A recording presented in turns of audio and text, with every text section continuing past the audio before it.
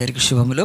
ప్రభు మనల్ని ఈ యొక్క జనవరి మాసంలో కూడా ఆఖరి ఆదివారం వరకు సజీలకు లెక్కింపచేసి తన పునరుత్థాన శక్తి బలము చేత సంఘాన్ని దుష్టుల మధ్యలో, దుర్మార్గుల మధ్యలో, వ్యతిరేకుల మధ్యలో, క్రీస్తు యొక్క వ్యతిరేకుల మధ్యలో ఆయన సంఘాన్ని నడిపిస్తూ యుగాంతం వైపు మనల్ని ఆయన తన యొక్క నీతి కలిగిన పరిశుద్ధమైన దేవుని రాజ్యంలోకి ఆయన ఆహ్వానించి ఆ పిలుపు మనకిచ్చి ఎంతో సమృద్ధిగా ఆయన రాజ్యంలోకి మనం రావటానికి, ఆయన కాపరిగా మనము ఆయన గొర్రెలుగా, మేపడి గొర్రెలుగా ఈ లోకంలో ముందుకు సాగటానికి దేవుడు చూపిస్తున్న కృపకై దేవునికి మేము చెల్లిస్తాం. ఈ జనవరి మాసంలో మనము ఒక అంశాన్ని నేర్చుకుంటున్నాం. ఈరోజు కూడా లూకా సువార్త 10వ అధ్యాయం తీసి దాంట్లో 25వ వచనం చూద్దాం. దయచేసి అందరూ బైబిల్ తెచ్చుకోవాలని మిమ్మల్ని మరి బ్రతిమలాడుతూ మరి వేడుకుంటున్నాను. ప్రతి వాళ్ళు బైబిల్ తెచ్చుకోవడం చాలా, అది భూమి మీద మనకిచ్చిన ఒక గొప్ప ధన్యత, కృప కనుక లూకా సువార్త ఇది న్యూ టెస్టిమెంట్లో 3rd బుక్ కనుక, కొత్త నిబంధనలో 3వ పుస్తకము 10వ అధ్యాయం 25వ వచనం. ఇదిగో ఒకప్పుడు ధర్మశాస్త్రోపదేశకుడొకడు లేచి, బోధకుడా, నిత్య జీవమునకు వారసుటకు నేను ఏమి చేయవలనని ఆయనను శోధించుచు అడిగాను అని ఈ యొక్క మాట ప్రారంభమైనప్పుడు యేసుప్రభు యొక్క జీవితంలో ఆయన ఈ భూమి మీద ఉన్నప్పుడు జరిగిన ఒక సంఘటన ఇక్కడ స్పష్టంగా దేవుడు రాస్తూ మనకేం చూపిస్తున్నాడంటే, యేసుప్రభు ఆయన ఈ భూమి మీదకి రక్త మాంసాల్లోకి వచ్చాడు. ఆయన దేవుడు ఆత్మ కనుక ఆయనకు రక్త మాంసాలు అవసరం లేదు. మనకు రక్త మాంసాలు ఉన్నాయి, గాడిదలకు, కుక్కలకు కూడా ఉంటుంది కనుక, పశువులకు, పక్షులకు, జంతువులకు, ఆకాశ అన్నిటికీ ఉంది. సో మనకు వాటికి ఉంది, కానీ మన మాంసం వేరు, ఆ యొక్క పక్షి మాంసం వేరు. మన మాంసం వేరు, జంతువుల మాంసం వేరు. మన మాంసం వేరు, ఆ యొక్క జలచరాల మాంసం వేరని బైబిల్ స్పష్టంగా చెబుతూ అన్నీ మళ్ళీ బ్లడ్ అండ్ ఫ్లెషే ఈ కానీ దేవుడికి అక్కర్లేదు. దేవుడు ఆత్మ గనుక ఆయనకు రక్త మాంసాలు అవసరం లేదు. కానీ దేవుడు ఆయన రక్త మాంసాల్లో ఉండి నశించిపోతున్న మనల్ని విడిపించడానికి దేవుడు రక్త మాంసాలు ధరించుకొని ఆయన భూమి మీద అవతారం ఎత్తాడు. ఆ అవతారమే యేసుక్రీస్తుది. ఆయన మరి భూమి మీదకి వచ్చిన తర్వాత ఆయన ఇంటి దగ్గర కూర్చున్నాడా, ఆయన లేచి ఒక ఆశ్రమం పెట్టాడా, ఒక 50 ఎకరాలు తీసుకొని దాంట్లో కూర్చొని రండి నా దగ్గరికి అని చెప్పి సన్యాసత్వాన్ని బోధించి కానీ, లేకపోతే ఈ లోకంలో ఉండే సమాజాన్ని వదిలిపెట్టి సన్యాసులు కమ్మని ఏమీ చెప్పలేదు యేసుప్రభు. ఆయన ఈ భూమి మీద దిగి వచ్చి ఆయన ఒక్క చోట కూర్చొని కానీ, ఒక మందిరాన్ని కట్టించి కానీ, ఒక మతాన్ని స్థాపించి కానీ, ఆయన ఈ లోకంలో మనుషులకు ఇంకా ఏదో విభిన్నంగా ఒకటి తయారు చేయడానికి రాలేదు. మనిషి నశించిపోయాడు. దేంతో నశించిపోయాడు? పాపము చేత. పాపము శాపం తీసుకొచ్చింది. ఆ శాపములో మరణం ఉంది. ఆ మరణం మనిషిని ఏలుబడి చేస్తుంది. చిన్న పిల్లల దగ్గర నుంచి పెద్దవాళ్ళ దాకా మరణానికి చుట్టాలు ఎవరు లేరు, మరణానికి బంధువులు ఎవరు లేరు, మరణానికి స్నేహితులు ఎవరు లేరు. ఎవరినైనా తీసుకొని పోతుంది. ఆ మరణాన్ని దేవుడు ఈ భూమి నుంచి తీసివేయడానికి ఆయన రక్తమాంసంలోకి వచ్చి ఆయన మరణములోకి వెళ్ళి మరణపు ముళ్ళను విరిచేశాడు. ఇది బైబిల్ చెప్తున్న 100% సత్యం కనుక యేసుప్రభు ఈ భూమి మీద మతాన్ని పెట్టడానికి రాలేదు. యేసుప్రభు మందిరాలు కట్టడానికి రాలేదు. ఆయన యేసుప్రభు ఇంకేదో కొత్త బోధ చేయడానికి రాలేదు. ఆయన అనాదిగా ఏం చెప్తున్నాడు? నీతి ధర్మే చెప్తున్నాడు. అలాంటి యేసుప్రభు ఆయన భూమి మీదకి 2000 సంవత్సరాల క్రితం వచ్చినప్పుడు ఆయన జీవించిన ఆయన జీవితంలో ఆయన యూదయ, గలిలయ, సమరయ ప్రాంతాలంతా తిరుగుతూ ఉండేవాడు. ఆయన పల్లకి మీద తిరగలేదు, ఆయన రథం ఎక్కి తిరగలేదు, ఆయన గోపురంలో, గుడారాల్లో కూర్చొని కదా ధర్మపీఠాల మీద కూర్చొని ఇచ్చేయలేదు. ఆయన మనుషుల్లోకి వచ్చాడు, మనుషులతో కలిశాడు, మనుషుల మధ్యలో నివసించి మనుషుల యొక్క బాధ, వేదన, కన్నీరు, దుఃఖము, అపజయము, వారికి ఏ కష్టాలు ఉన్నాయో ఆ కష్టాల్లో ఆయన కూడా దిగి వచ్చి చూచి వాళ్ళకి సహాయం చేయడానికి వచ్చాడు. అటు యేసుప్రభు ఇక్కడ లూకా సువార్త 10వ అధ్యాయంలో యేసుప్రభు దగ్గరికి ఒక ధర్మశాస్త్రోపదేశకుడు వచ్చాడు అని ఉంది. ధర్మాన్ని ఉపదేశించేవాడు. చాలా పెద్ద ఆ యొక్క స్థాయి సమాజంలో కదండి వీళ్ళకి. నిజంగా ఈరోజు పాస్టర్లనండి, పూజారులనండి, ఎందుకంటే వాళ్ళు ఈ లోకంలోని ఏ ఆశలు లేకుండా బ్రతుకుతూ మనుషులను సత్య మార్గం, జీవ మార్గం, నీతి మార్గం, మోక్ష మార్గం నడిపించేవారిని సమాజం అలాగనే గౌరవిస్తుంది కదా. ఇప్పుడు డాక్టర్కి, ఇంజనీర్కి రెస్పెక్ట్ ఉంది, టీచర్కి, లెక్చరర్కి రెస్పెక్ట్ ఉంది కదా ఈ లోకంలో. కానీ వాళ్ళందరికీ మించిన గౌరవము ఎందుకు ఇస్తారంటే వాళ్ళు ఈ లోకంలో సత్య మార్గాన్ని, నీతి మార్గాన్ని స్వార్థం లేకుండా, ఆ యొక్క లాభార్జన లేకుండా చెప్పేవాళ్ళని చెప్పి లోకం గౌరవిస్తుంది. సో ఇప్పుడు యేసుప్రభు దగ్గరికి ఎవరు వచ్చారు? ఒక ధర్మశాస్త్రోపదేశకుడు వచ్చాడు. సో ధర్మశాస్త్రం వచ్చినప్పుడు ఈ మాట ఫస్ట్ ఏం నేర్పిస్తుంది బైబిల్లో? నంబర్ 1 ఏంటంటే యేసు ఆయన నామాన్ని, యేసు ఆయన యొక్క విశ్వాసాన్ని, యేసు ఆయన యొక్క బోధను కించపరుస్తూ ఈరోజు కూడా అనేకులు మాట్లాడుతుంటే వాళ్ళందరికీ కూడా చెంప పెళ్ళు కొట్టినట్టుగా బైబిల్ జవాబు చెప్తుంది. అది ఏమిటంటే, యేసు దగ్గరికి ఎవరు వచ్చారు? గుడ్డోళ్ళు, కుంటోళ్ళు, మూగోళ్ళు, చాంద్రోగులు, దిక్కులేనోళ్ళు, అభాగ్యులు, రోగులు, దయ్యాలు, ఇంతే కదా ఆయన దగ్గరికి వచ్చింది అని ఎవరైనా అనుకుంటే అది పొరపాటు.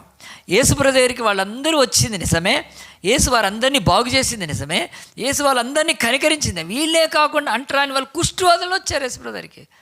కుష్ఠరోగులు ఎంత భయంకరం! ఇప్పటికీ మన దేశంలో ఉన్నాయి అలాంటి పరిస్థితి. సో కుష్ఠవ్యాధులు కూడా వస్తే యేసుప్రభు అన్నాడు, అంతేనా నా దగ్గరికి వచ్చింది? కాదు, నా దగ్గరికి ధర్మశాస్త్రోపదేశకులు వచ్చారు. ఆ యొక్క సమాజంలో గొప్ప వాళ్ళు కూడా యేసుప్రభు దగ్గరికి వచ్చారు. శాస్త్రులు వచ్చారు ఆయన దగ్గరికి, పరిసయ్యులు వచ్చారు, హెల్లేనీలు వచ్చారు, హేరోదీలు వచ్చారు. బైబిల్ చెప్తుంది ధర్మశాస్త్ర టాప్ వాళ్ళు కూడా వచ్చారు. సైన్యాధికారులు వచ్చారు ఆయన దగ్గరికి, ఆర్మీ చీఫ్స్ వచ్చారు. సో ఈరోజు యేసు ప్రభు మీద ఎవడైనా నింద మోపుతుంటే, యేసు ఆయన ఎస్సీల దేవుడు, మాలమాదిగోళ్ళ దేవుడు, తక్కువళ్ళ దేవుడు, బ్రిటిష్ వాళ్ళ దేవుడు, తెల్లల దేవుడు అంటే ఇక వాళ్లకు మనం ఏం అన్నక్కర్లేదు. వెర్రి 1000 తలలు వేసినట్టుగా ఆ పిచ్చిలో, మత పిచ్చిలో ఉండి యేసును అలాగున అంటున్నారు తప్ప యేసు దగ్గరికి అందరూ వచ్చారు. అందరూ రావటాన్ని బట్టి నా దేవుడు అని రుజువు చేసుకుంటున్నాడు. కానీ మీ కులస్తుడు, మీ దేశస్తుడు, మీ జాతీయుడు మీ దగ్గరకు వస్తే ఆడ దేవుడు ఎట్లా అవుతాడు? కాదు, అది మీరు చేసుకున్న దేవుడు కనుక మీ వాళ్ళే వస్తారు. కానీ అందరికీ దేవుడైన ఆయన దగ్గరికి అందరూ రావాలి. ఈరోజు సూర్యుడిని ఏ దేశమైనా మా దేశానికి చెందినోడు అని సూర్యుడిని క్లెయిమ్ చేయగలుగుతారా? చేయలేదు. కానీ ఇప్పుడు ఆ యొక్క ట్రంప్ ఏమన్నాడు? గ్రీన్లాండ్ నాదే అంటున్నాడు. గ్రీన్లాండ్ అని చెప్పి మనకు తెలుసు ఒక కాంటినెంట్, అది నా. అట్లా భూమి మీద ఒక దేశాన్నో, ఒక రాష్ట్రాన్నో, ఒక ప్రాంతాన్నో స్వాధీనపరచుకోవచ్చు. తెలంగాణ వాళ్ళంతా తెలంగాణ మాది అన్నారు అంటే ఏమైనా ఆంధ్రాలో వెళ్ళిపోయారు, ఆంధ్రాలోకి జాబులు లేక ఇక్కడ కదా, అలా అయిపోయారు. అట్లా ఒక ప్రాంతాన్ని. కానీ సూర్యుడు మా దేశస్థుడే, ఎవ్వడు చూడకూడదు, ఎవ్వడు కాదు అని అంటానికి ఉందా? లేదు. సో ఈ జ్ఞానం లేక మనలాంటి దేశాల్లో మతాలకు పిచ్చివాళ్ళు, వెర్రివాళ్ళు కనుక యేసుక్రీస్తు అందరికీ దేవుడు కనుక అది రుజువుపరుస్తూ ఈరోజు చర్చికి అందరు వస్తారు. ఈరోజు కులానికి, మతానికి, జాతికి అతీతంగా రావట్లేదు. దీన్ని బట్టైనా యేసు నిజ దేవుడు అని తెలుసుకోవాలి. కనుక ఆ యొక్క దేవుడి దగ్గరికి అందరూ రావచ్చు. సూర్యుడికి కళ్ళున్న వాడంతా సూర్యుడిని ఎలా చూడగలుగుతున్నారో, ఆత్మీయ నేతలు వారందరూ కూడా వెలిగింపబడితే యేసుక్రీస్తు దేవుడు అని చూడొచ్చు, అంగీకరించవచ్చు. కనుక కులానికి ఒక అసలు దేవుడు అనే కాన్సెప్టే వాళ్ళకి తెలియలేదు. కనుక మనకు ఒక కార్పొరేటర్ ఉండగలుగుతాడు, ఒక ఎమ్మెల్యే మన ప్రాంతానికి, ఒక ఎంపీ ఉండగలుగుతాడు, ఒక ముఖ్యమంత్రి ఉండగలుగుతాడు, ఒక ప్రధాని కూడా ప్రెసిడెంట్ ఉండగలుగుతాడు. కానీ ఆ యొక్క దేవుడు మాత్రం అందరికీ చెందినవాడై ఉంటాడు. ఎట్టి పరిస్థితుల్లో దేవుడు అనేవాడు ఒకళ్ళకి చెందినవాడైతే ఆడు దేవుడు కాదు, వాడికి దైవత్వం లేనట్టే. మరి ఆ దైవాన్ని ఎవడు వీళ్ళు తయారు చేసుకున్నారు కనుక అందు గురించే వేరేలతో కాదు. యేసుక్రీస్తు దగ్గరికి కుంటి వాళ్ళు, మోగవాళ్ళు, చెవిటి వాళ్ళు, చాంద్రులతో పాటు ఈరోజు కూడా మన దేశంలో బ్రాహ్మణులతో పాటు క్షూద్రులు రావట్లేదా? దీన్ని బట్టి దేవుడని తెలుసుకోవటానికి దేవుడు చెప్తున్నాడు, నేను ఒక దేశానికి చెందినవాడిని కాదు, ఒక ప్రాంతస్తులకు చెందినవాడిని కాదు, ఒక భాషస్తులకు అని చెప్పి ఈరోజు రామాయణం కానీ, భారతం కానీ, భాగవతం కానీ, ఆ యొక్క ఋగ్వేదం, యజుర్వేదం, సామవేదం, అధర్వణ వేదం, శివపురాణంతో పాటు గరుడ పురాణంతో పాటు ఈ యొక్క వేదాలు ఇవన్నీ ఎన్ని భాషల్లో ఉన్నాయి? ఇది ఒక్కటి ఎక్కడుంది? ఇది నీతి సూర్యుడైన యేసుక్రీస్తు ఆయన 3600 భాషల్లో ఇచ్చాడు. ఇది ఈయన గాడ్, ఈయన. నీ రామాయణం ఎక్కడుంది? నీ భారతం ఎక్కడుంది? మరి కోపం తెచ్చుకోవద్దు. ఇది లాజికల్గా మాట్లాడుతున్నాం. ఎందుకు లేదు అంటే దేవుడు అనేవాడు అందరికీ చెందినాడు కనుక ఈ బైబిల్ని దేవుడు మనకిచ్చి ఏం చెప్తున్నాడండి? ఖచ్చితంగా మనందరం కూడా ఇదిగో ఈ తెలుగు ప్రజలను ప్రేమిస్తున్నాడు. 10 కోట్లకు పైన ఉన్న తెలుగు వారిని ప్రేమించి వాళ్ళ చేతిలో ఏం పెట్టాడు దేవుడు? ఆయన వాక్యాన్ని పెట్టాడు, మన భాషలో పెట్టాడు. ఇక తెలుగు బైబిల్ ఎప్పుడు వచ్చింది? నేను ఎప్పుడు చెప్తున్నాను కదా, 1818లో దేవుడు న్యూ టెస్టిమెంట్ ఇచ్చాడు. 1818లో తెలుగు ప్రజల మధ్యలోకి వచ్చేసింది. ఇది హీబ్రూ గ్రీక్లో ఉండేది, హీబ్రూ ఆ యొక్క భాష ఇప్పుడు తెలుగులోకి ఎప్పుడు 1818. ఫుల్ బైబిల్ ఎప్పుడు వచ్చింది అంటే 1857లో వచ్చింది. 1857 ఏంటి? సిపాయిల తిరుగుబాటు అమ్మ. వెరీ గుడ్ అమ్మ, అందరం ఒకసారి చెప్పలు కొడదాము. కానీ సిపాయిల తిరుగుబాటప్పుడు పరలోక సైనికుడు మనకి ఇచ్చేసాడు. Very good. సో 1857లో తెలుగు బైబిల్ వస్తే మనకు స్వాతంత్రం ఎప్పుడు వచ్చింది? 1947. 1947 నుంచి 1857 90 years. Even the India, when it is not got freedom, God wants to give the freedom for the Telugu people, so that He gave Bible in our language. 1857. So అంటే మనకు స్వాతంత్రం రాకముందే 90 ఏళ్ల క్రితం బైబిల్ ఉంది చదువుకోవటానికి. తర్వాత ఇప్పుడు స్వాతంత్రం వచ్చి యావరేజ్గా 70 తీసుకోండి ఇప్పుడు కదా. 70 ఏళ్ళు అంటే ఆ యొక్క 90 + 70 ఎంత, 160 ఇయర్స్ క్రితమే దేవుడు నీకు తెలుగు ప్రజలకు ఇస్తే ఇప్పుడు మళ్ళీ ఏమన్నారు, ఈయన మాలమాదిగల దేవుడా? నీకు తెలివి లేదు కనుక, అంటే విచక్షణ లేక బతుకుతున్నారు. దేవుడు పంచేంద్రియాలను ఇచ్చాడు, జ్ఞానేంద్రియాలను ఇచ్చాడు, అంటే కర్మేంద్రియాలను ఇచ్చాడు. కర్మేంద్రియాలు అంటే కాళ్ళు చేతులు కనుక, ఇవి మనం నడవటానికి పని చేసుకోవడం. జ్ఞానేంద్రియాలు అంటే బుద్ధి, తెలివి, వివేచన ఇవ్వలేదా, ఇంక్లూడింగ్. సో జ్ఞానేంద్రియాలను నశింపజేసుకొని ఈ కర్మేంద్రియాలను వాడకుండగా దేవుడు అనేవాడు ఎవరో తెలియక ఎవరో చెప్పిన మాటను బట్టి దేవుడు ఈ తక్కువ కులస్తుల దేవుడు అంటే అట్లా దేవుడు ఎట్లా అవుతాడు? అది కాజాలడు ఆయన. ఒక సూర్యుడిని చూసి అందరికీ సూర్యుడు వెళ్తైతే మరి దేవుడు కూడా ఒక్కడై ఉండాలి. ఆ జ్ఞానం లేదు. ఇక రెండవది ఏం చేస్తున్నారంటే ఈ దేవుణ్ణి మరి తక్కువ చేయడానికి ఏదైనా మాట్లాడినా కానీ వాళ్ళ బ్రతుకుల్లో ఒకటి అర్థం కావట్లేదు. ఎప్పుడైనా సరే ఎందుకు నీకు 3 కోట్ల దేవుళ్ళు అంటే మళ్ళీ కోపం రావచ్చు, ఏమని రావచ్చు. కానీ ఒకటి, ఎప్పుడైనా అప్లికేషన్లో రైట్ యువర్ ఫాదర్స్ నేమ్స్ అన్నారా? మీ తండ్రి పేరు రాస్తే ఎప్పుడు ఎంతమంది పేరు రాస్తావని ఒక 4గురికి రాయి. మీ అమ్మ మీద మొహం మీద ఉమ్మేసినట్టు నీ తల్లిని అతి ఘోరంగా అవనాపరచిన అంటే నాకు 4 తండ్రులు రాసుకో. మరి నో, ఇట్స్ నాట్ పాసిబుల్. నీకు 4 అన్నదమ్ములు, అక్క చెల్లెలు ఉండొచ్చు, ఇంకెంతమంది ఉండొచ్చు. How can you have a more than 1 father? It's not possible. పుట్టించేవాడు ఒక్కడైతే ఇంతమంది దేవుళ్ళు ఎట్లా పుట్టించారు? ఇదంతా మాయ, మోసము కనుక దేవుడు ఈ మోసం మీద ఆయన దిగి వచ్చేమన్నాడు తెలుసా? నేను మార్గమును మోక్షానికి, నేను సత్యమును, అదిగో సత్యము అల్లదిగో శ్రీవారివాసం చెప్పట్లేదు దేవుడు. నేనే సత్యం, ఐఎమ్ ద ట్రూత్. నా ట్రూత్ని అంగీకరిస్తే యు విల్ గెట్ లైఫ్, జీవం అని చెప్తున్నాడు. ఏ దేవుడు చెప్పాడండి? ఎవడు చెప్పగలుగుతాడు ఈరోజు? ప్రపంచంలో భాషకు, మతానికి, జాతికి అతీతంగా ఉండే ఈ దేవుడు నిజ దేవుడు కనుక ఈ దేవుడు ఈ దేశంలో ప్రకటింపబడుతుంటే సహించలేక, ఓర్వలేక పాస్టర్లను కొట్టి సంఘాలని కొంతకాలం చేస్తారు కనుక. కానీ అది ఎప్పటికీ కాదు. ప్రియ దేవుని బిడ్డానికి ఈ మాటలన్నీ నేను ఎందుకు చెప్పాల్సి వచ్చిందంటే, ప్రారంభంలో యేసు ప్రభు దగ్గరికి ధర్మశాస్త్రం ఇంటెలిజెంట్ పీపుల్ వచ్చారు కనుక, ఎంతోమంది జ్ఞానులు కూడా వచ్చారు. ఆయన యొక్క మేధస్సు, ఆయన దైవం ఆయనతో ఎవడు పెట్టుకోలేడు. అలాగున్నప్పుడు ఈరోజు మాదిగోళ్ళు నమ్ముతున్నారని నీకు బాధన, వాళ్ళ దేవుడని అంటగడతావా? ఏం పర్వాలేదు. ఈరోజు అమెరికన్స్ ఎవరు వాళ్ళు కనుక, నీ అమెరికా డాలర్ ఎంత, మనదెంత? మన బతుకులో 92 రూపాయలు అని మన దేశాన్ని తగ్గించుకుంటున్నామా? కాదు, మన దేశంలో ఉన్న మూర్ఖత్వాన్ని ఖండిస్తున్నాం.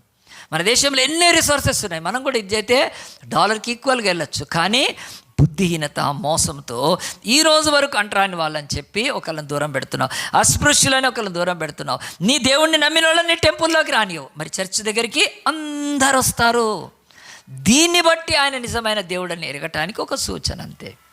ఇంకంతకు మించి ఏం కాదు. దేవుడు నమ్మితే ఇష్టం, నమ్మకపోతే దేవుడు ఎప్పుడైనా చాయిస్ ఇచ్చాడు. ఆయన ఎప్పుడు కూడా మనని బలవంత పెట్టలేదు. ఆయన నువ్వు నమ్మొచ్చు, నమ్మకపోవచ్చు. 160 సంవత్సరాల నుంచి నీకు బైబిల్ ఇస్తే దేవుడు ఏమన్నా ఎబడబడి ఇచ్చేసాడా? ఏమనలేదండి. జై యేసు ప్రభు అంటున్నాడా? బలో జేసు పసిగా ఏమనట్లేదు. అది చెప్పుకునేవాళ్ళు పశువులు కనుక అట్లా బలవంతంగా ఏమి లేదండి. దేవుడు అంటున్నాడు, బిడ్డ నేనెవరో నువ్వు తెలుసుకోవాలి. You should know who I'm, then believe. అంతే. నీకు కాళ్ళు చేతులు ఇచ్చాను లేచి చర్చికి వెళ్ళడానికి, లేకపోతే ఎక్కడికి వెళ్ళడానికి. నీకు తెలివి, బుద్ధి ఇచ్చాను. నువ్వు ఒక విగ్రహం దగ్గరికి వెళ్ళినప్పుడు ఇది బొమ్మ కదా, ఇది దేవుడు ఎట్లా? నువ్వు ప్రశ్నించుకోను. ఇది పశువు కదా, ఇది నాకు దేవత ఎట్లా అవుతుంది? హౌ కెన్ ఐ వర్షిప్ కదా? అది ఎట్లా అవుతుంది? ఒక ఆవును పట్టుకొని కోతినాడు అంటే ఏం చేస్తున్నారు? ఈ చీకటికి అమ్ముకొని పోయింది. మళ్ళీ అదే ల్యాప్టాప్ తీశారనుకోండి, సాఫ్ట్వేర్ ఏదైనా చేసేయగలుగుతారు, ఎన్ని ఇన్వెంట్ చేసుకో.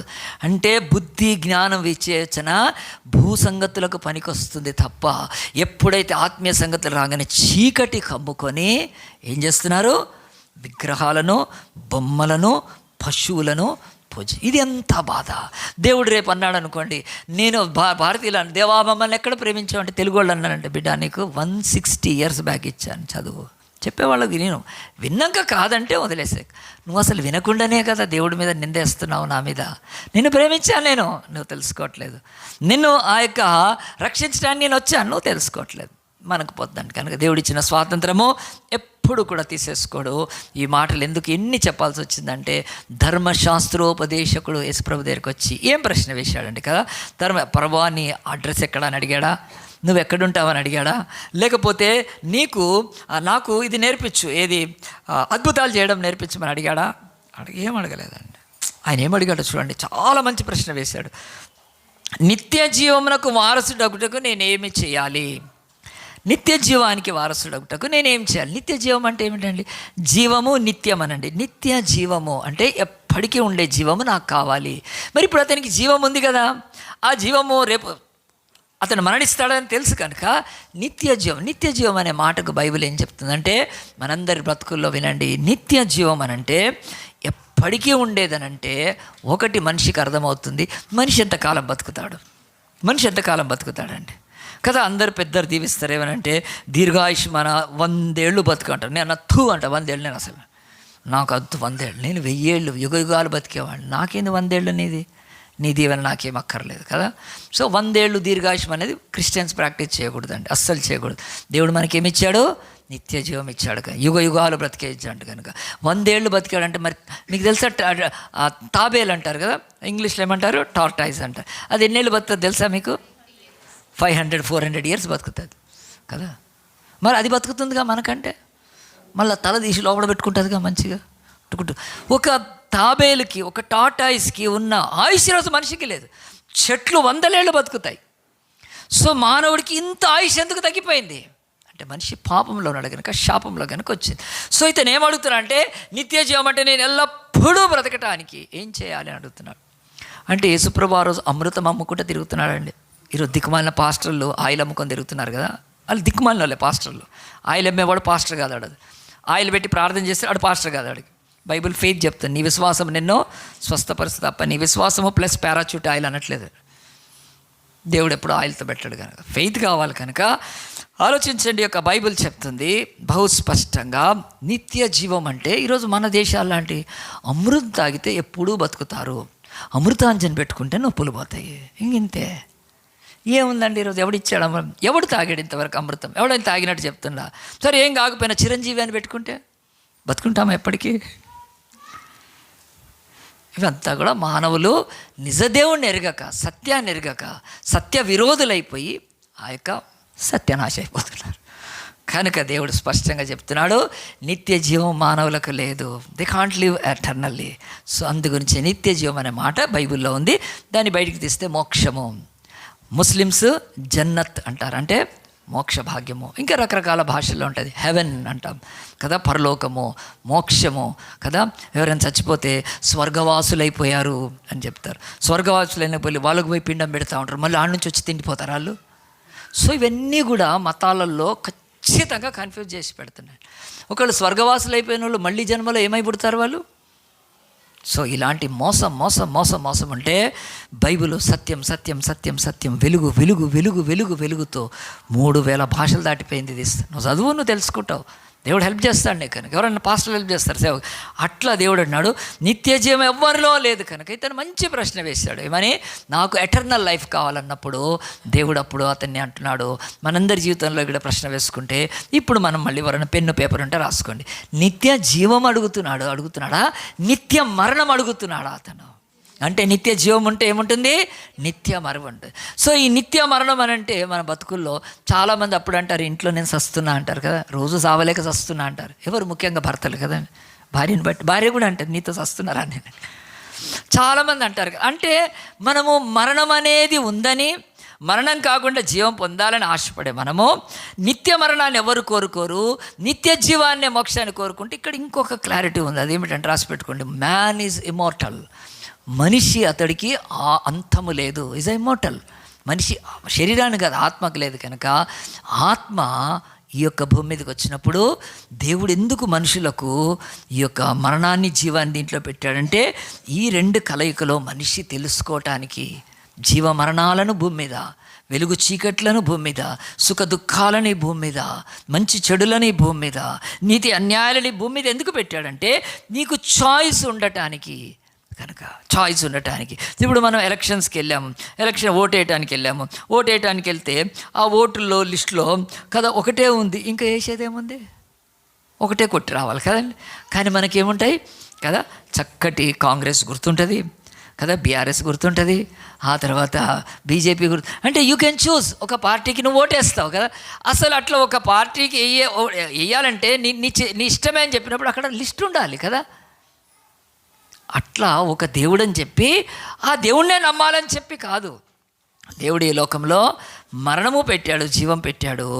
ఈ మరణ జీవాలలో మరణం యొక్క వేదన, బాధ, దుఃఖము, ఎడబాటు, కన్నీరు, రోదన, ఆ మరణంలో చీకట్లో ఉండే ఆ యొక్క భయంకరమైనది నీవు చూస్తూ ఉండాలి. ఎవరైనా మరణించినప్పుడు అందరు ఏడుస్తూ ఉన్నారు. ఎందుకు ఎందుకు ఎందుకు ఇంత దుఃఖంగా, ఏది పోతే కాలేదే, ఎందుకెందుకు అంటే ఎడబాటు.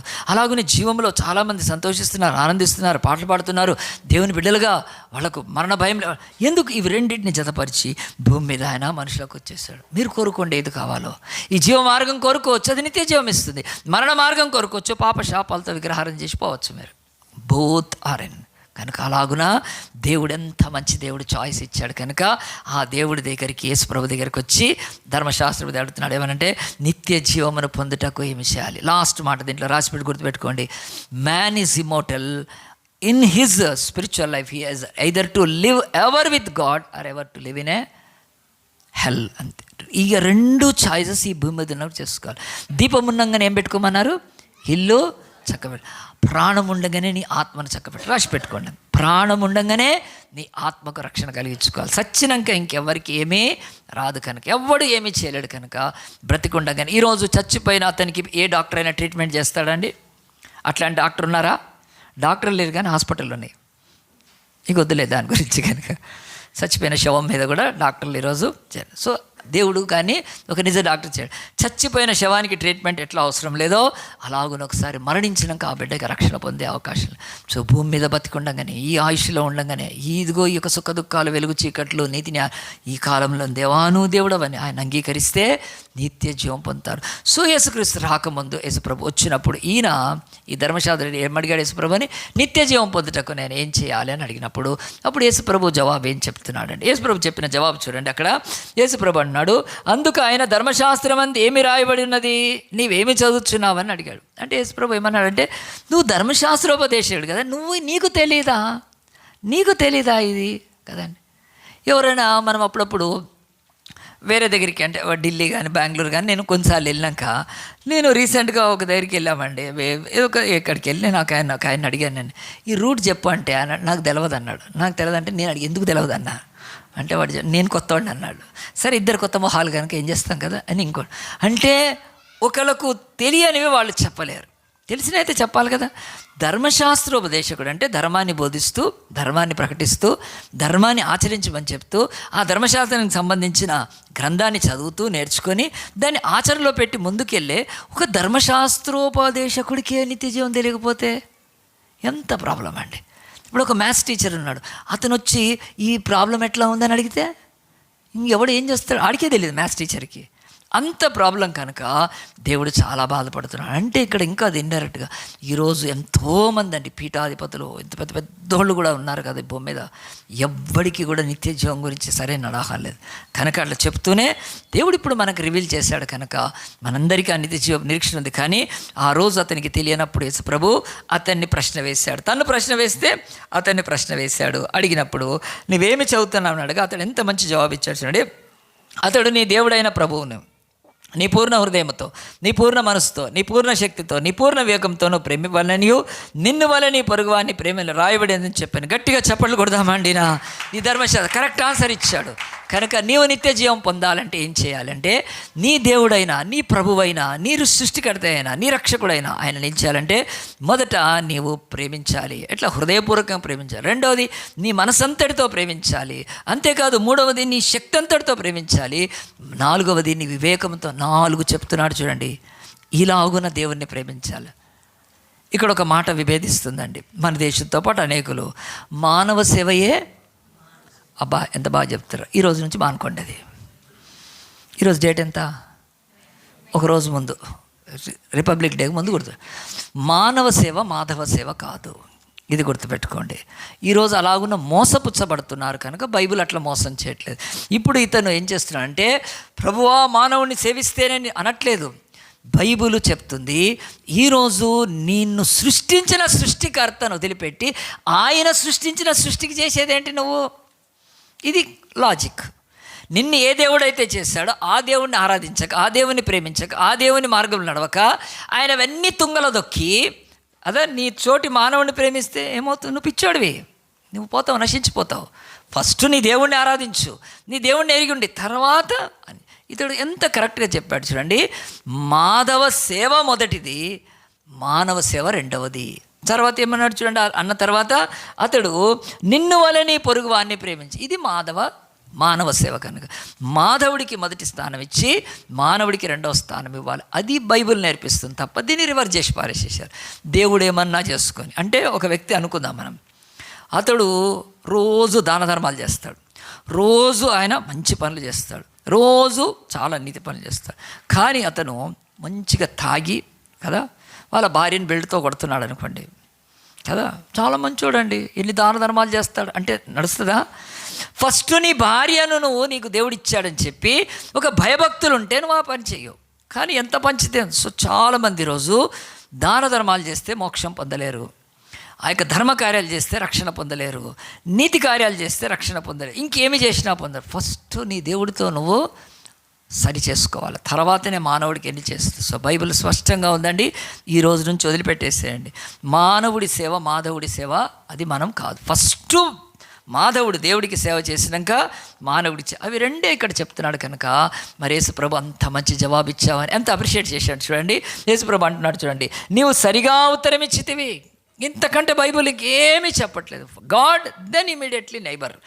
దీనికంటే ఈ ఆజ్ఞల కంటే ఇంకా బైబిల్లో మించి అన్ని ఆజ్ఞలు కలిపి రెండే, వీటికే మూలమని చెప్పి నువ్వు సరిగా ఉత్తరం ఇచ్చితివి, అలాగు చేయించు అప్పుడు జీవించదవని అతనితో చెప్పాను. అంటే నువ్వు ఇలాగుంచేస్తే నీ దేవుణ్ణి ప్రేమించి నీ పొరుగువాన్ని ప్రేమిస్తే నీవు నిత్య జీవం కలిగిన వాడవు. ఇది ధర్మశాస్త్రం ఆనాడు వారికి నేర్పించింది. కరెక్ట్గా చెప్పాడు. చెప్పినాక అతను వెళ్ళిపోలేదండి. వెళ్ళిపోక ఏం చేశాడు చూడండి, అయితే తాను నీతిమంతుడైనట్టు, అంటే నీతిమంతుడైనట్టు అంటే సెల్ఫ్ రైచియస్నెస్ తోటి తను గొప్పవాడని, నీతిమంతుడని, ధర్మశాస్త్రంలో నేను చాలా మంచివాడిని అన్నట్టు చెప్పుకోవటానికి అందరి ముందు అతడు అవును కానీ నా పొరుగువాడెవడని యేసును అడిగాను. ఇతడు వెళ్ళిపోవాల్సింది, కానీ నా పొరుగువాడెవడని అందరి ముందు తను గొప్పగా, తను చాలా గ్రేట్గా ఉండాలనుకొని ఆ మాట అనేసే వరకు ఇతడు 3 మిస్టేక్స్ చేశాడండి. నంబర్ 1 మిస్టేక్ ఒకటి, ఆ జవాబు అయితే కరెక్ట్ చెప్పాడు, కానీ అక్కడ అందరి ముందు ఏమన్నా అంటే దేవుడిని నేను పూర్ణ హృదయముతో నేను ప్రేమిస్తున్నాను, హృదయపూర్వకంగా ప్రేమిస్తున్నాను హృదయం. ఆ తర్వాత దేవుణ్ణి మనసంతటితో నేను ప్రేమిస్తున్నాను. 3వది నేను నా దేవుడిని శక్తి కొలది ప్రేమిస్తున్నాను. 4వది వివేకంతో. ఈ 4 గుర్తుపెట్టుకొని రాసి పెట్టుకోండి. ఈరోజు చాలామంది ఈరోజు ఈ పొరపాట్లో ఉన్నారు. ఇతనిలాగానే మొట్టమొదటి ఏమన్నాడు అతను, నేను నా హృదయం అంతా. ఎంతమంది చర్చికి ఈరోజు హృదయపూర్వకంగా రారండి. భార్య రా రా రా కదా, ఆ తర్వాత ఇంకెవరో రా రా రా చర్చికి అంటే చాలామంది అట్లే వస్తారు. ఇంకొంతమంది ఎట్లా వస్తారు, హృదయపూర్వక రాకుండా ఇక్కడికి ఎట్లా వస్తారంటే మతం సండే కనుక అక్కడే దిగి చర్చికి పోయేసి వస్తారు అంతే. ఇంకా కొంతమంది ఎందుకు వస్తారు ఇక్కడికి అని అంటే హృదయపూర్వక రారు, కానీ ఇంకా వేరే ఏదైనా ఒక పని మీద వస్తారు. సో ఇట్లా వేల లక్షల కోట్ల మంది ఈరోజు వాళ్ళ మనస్సాక్షి నేను హృదయపూర్వకంగా దేవుడి దగ్గరికి వస్తున్నానా ప్రశ్నించుకుంటే దాదాపు 99% ఫెయిలే కదండి. 2వది హృదయపూర్వక. సరే ఇక్కడికి వచ్చినాక ఏమన్నాడు, నీ పూర్ణ హృదయం తర్వాత 2వది నీ పూర్ణ మనస్సు తర్వాత నీ యొక్క పూర్ణ మనస్సుతో నువ్వు ఆయన ప్రేమిస్తున్నావా. ఇది ఎందుకంటే హృదయము మనసు ఒకటి కాదండి. ఎంతోమంది ఇక్కడికి వస్తారు హృదయంలో, మనసుతో ప్రేమించరండి ఆయనను. ఏమిటంటే ఆయన పట్ల మనసే ఉండదు, ఎక్కడో ఆలోచించుకుంటారు, ఫోన్లు తీస్తారు, చూసుకుంటూ ఉంటారు, అబ్బాయి తొందరగా అయిపోతే బాగని చెప్పి. మనసే మాత్రం ఉండదు. మనిషి ఇక్కడ, మనసేమో అది ఎక్కడ ఉంటుంది, అది సుల్తాన్ బజార్లో అంతే. మనిషి ఇక్కడ, అతని మనసు ఇంటిలోనో పనుల్లోనో ఏదో అక్కడ ఉండి. చాలామంది పూర్ణ మనసుతో దేవుని ఈరోజు ప్రేమించే వాళ్ళు లేరండి. ఇది కానీ ఆజ్ఞ, ఇది కనుక మనందరం ఒప్పుకోవాలి. ఎన్నిసార్లు ఇక్కడికి నువ్వు పూర్ణ మనసుతో వచ్చి ఆయన ఆరాధించు, ఎన్నోసార్లు నువ్వు ఎక్కడో ఆలోచించుకుంటే ఏదో చేసుకుంటుంటే అది దేవుడికి ఇష్టం లేదు. 3వది పూర్ణ మనసు తర్వాత 3వది ఏమన్నా అంటే పూర్ణ శక్తితో చెయ్యి. పూర్ణ శక్తి ఏంటంటే బైబిల్ చెప్తుంది, చర్చికి వచ్చే వాళ్ళలో చాలామంది పూర్ణ శక్తి ఒక సింపుల్ చప్పట్లు కొట్టరండి. చప్పట్లు కొట్టరు దేవుని కొట్టడానికి, ఆరాధించడానికి. నోరు తెరవరు కనుక కదండి. ఆ తర్వాత ఒక బైబిల్ తీయరు, ఒక మోకాళ్ళు అనగరు, ఎన్నో వాటికి దూరంగా ఉండి అట్లా ఉన్నామంటే ఉన్నాం. ఎంతమంది రోజు పూర్ణ శక్తితో ఇచ్చేస్తున్నారు. ఒక చప్పట్లు కొట్టడానికి నీకు ఈరోజు కష్టంగా ఉంటుంది. దేవుడు అన్నాడు మరి పర్లేదు, ఏం పర్వాలేదు, ఆయన ఏమి బలవంతంగా చేయించుకోడండి. ఎంతమంది తమ బ్రతుకులో పూర్ణ శక్తితో దేవుని ఆరాధించ మోకాళ్ళ మీద ఉండి కానీ చప్పట్లు కొట్టి కానీ కనీసం అవి కనుక తమ పూర్ణ శక్తితో దేవుణ్ణి ప్రేమిస్తున్నారా ఈరోజు? ఎంతోమంది ఇక ఇవే లేనప్పుడు పూర్ణ శక్తితో ఆయన ఏం ఆరాధిస్తారు, ఆయనకి ఏం సాక్ష్యం చెప్తారు, ఆయనకి ఏమి అర్పణలు ఇస్తారండి? నో నో నో నో, ఇది కూడా నేరమే మానవుడి మీద. ఇక లాస్ట్ది, పూర్ణ వివేకంతో నువ్వు ఆయన ఆరాధిస్తున్నావా? పూర్ణ వివేకం అంటే ఏంటంటే మనం ఏం చేస్తున్నామో అది వివేకంతో ఉండాలి. కనుక ఆ యొక్క అట్లా వివేకముతో లేనంది క్రైస్తవులే ఈరోజు ఏవేవో గొర్రెలు అనిపించుకుంటారండి. గొర్రెలమే మనం కాదని కాదు, కానీ అక్కడ ఆలోచించి ఒక ప్రార్థన చేస్తే దాంట్లో వివేకం లేదు. నేను స్తుతి ప్రార్థన ఈ చర్చ నేర్పిస్తుందని కదా, తండ్రి కుమార పరిశుద్ధాత్మను ఆరాధించినాక ఆ ప్రార్థన ముగించేటప్పుడు ఏం చేయాలి తెలుసా? ప్రభా ఈ కొద్ది స్థుతులను నా ప్రభువును నా రక్షకుడైన యేసు నామమున నీకు అది రాదండి. ఇంతవరకు ఆ వివేకం లేదు.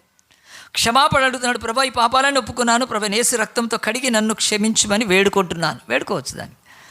మూడవది, మనకు దేవుడు ఎన్నో మేళ్ళు చేస్తాడు. ఆ ప్రార్థన చేసేటప్పుడు దేవా నాకు ఈ మేళ్ళని చేసావు, నేను పాస్ అయ్యాను, కారు కొనుక్కున్నాను, వీటన్నిటికీ నీకు వందనాలు అని చెప్పి యేసు నామమున ఈ కృతజ్ఞతలు చెల్లిస్తున్నాను. కనీసం ప్రార్థనలో వివేకం లేదండి. ఒకడు క్రిస్మస్ ట్రీ పెడితే దాన్ని క్రిస్మస్ ట్రీ ఎందుకు ఫాలో అవుతుంది? వివేకం లేదు. వాళ్ళు తులసి చెట్టు పెట్టుకుంటే నేను ఎక్కడ పెట్టారు క్రిస్మస్ ట్రీ? దీంట్లో ఎక్కడుంది? వివేకం లేని శూన్యులై వాడు శాంతాక్లాజ్ని పెడతారు. శాంతాక్లాజ్ వాడేంటి అంటే క్రిస్టియన్స్ పోతరాజా? ఎందుకు పెడుతున్నారు? అతను ఎవడాడు ఆ టోపీ పెట్టుకొని? అసలు ఎందుకు వచ్చాడు కదా? అసలు యేసుక్రీస్తుని మరుగుపరుస్తున్నాడు వాడు శాంతాక్లాస్. వాడిని ఎందుకు? వివేకం లేదు అసలు.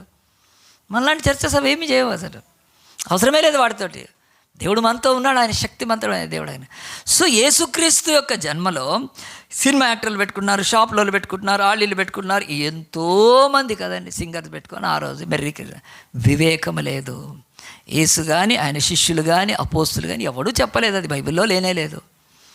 కనుక వాళ్ళు ఉట్టి కొడతారు, నువ్వు ఇంకో ముట్టి కొట్టుకో, ఏముంది కదా, ఏదో కొట్టుకొని. ఎంత అసహ్యం అండి. సో వివేకం లేదు. ఒక ప్రార్థనలో వివేకం లేదు, ఒక ఆరాధనలో వివేకం లేదు. సో మనం యూజ్ చేయట్లేదు. అదే మనం వేరే దానికి వస్తే మంచి వివేకంతో కదా. ఒక వంట వండుతున్నాం అనుకోండి, వంట వండుతుంటే అటు నుంచి ఇటు నుంచి తిరిగి అట్లా గసాలేసి అట్లా కొత్తిమీర వేసి వండుతావా? ఎంత చక్కగా వండుతారండి, ఎంత మంచిగా చేసి తిప్పుకొని బాగా చెప్పుకొని తిని మంచి. ఒక చిన్న వంట చేసేటప్పుడు, డ్రైవింగ్ చేసేటప్పుడు ఎంత వివేకం, ఎవడు ఎట్లకెళ్ళి కొట్టుకొని పోతాడో తెలియదు కానీ ఎంత స్టడీగా మంచిగా ఎన్నిట్లలోనో వివేక శ్రద్ధ పెడతాం. కానీ దేవుడి దగ్గరికి వచ్చే వరకు వాడు క్రిస్మస్ ట్రీ పెడితే, వీడు శాంతాక్లాసులు పెడితే, ఇంకేదో చేస్తే చేసుకున్నాను. దేవుడు పూర్ణ వివేకముతో నీకు జ్ఞానం ఇచ్చాను, తెలివినిచ్చాను, మంచి బోధకులు ఇచ్చాడు ఆయన, విచక్షణ. ఇవేవి లేకుండా ఆరాధించే ఆరాధన మనం చేస్తున్నామా?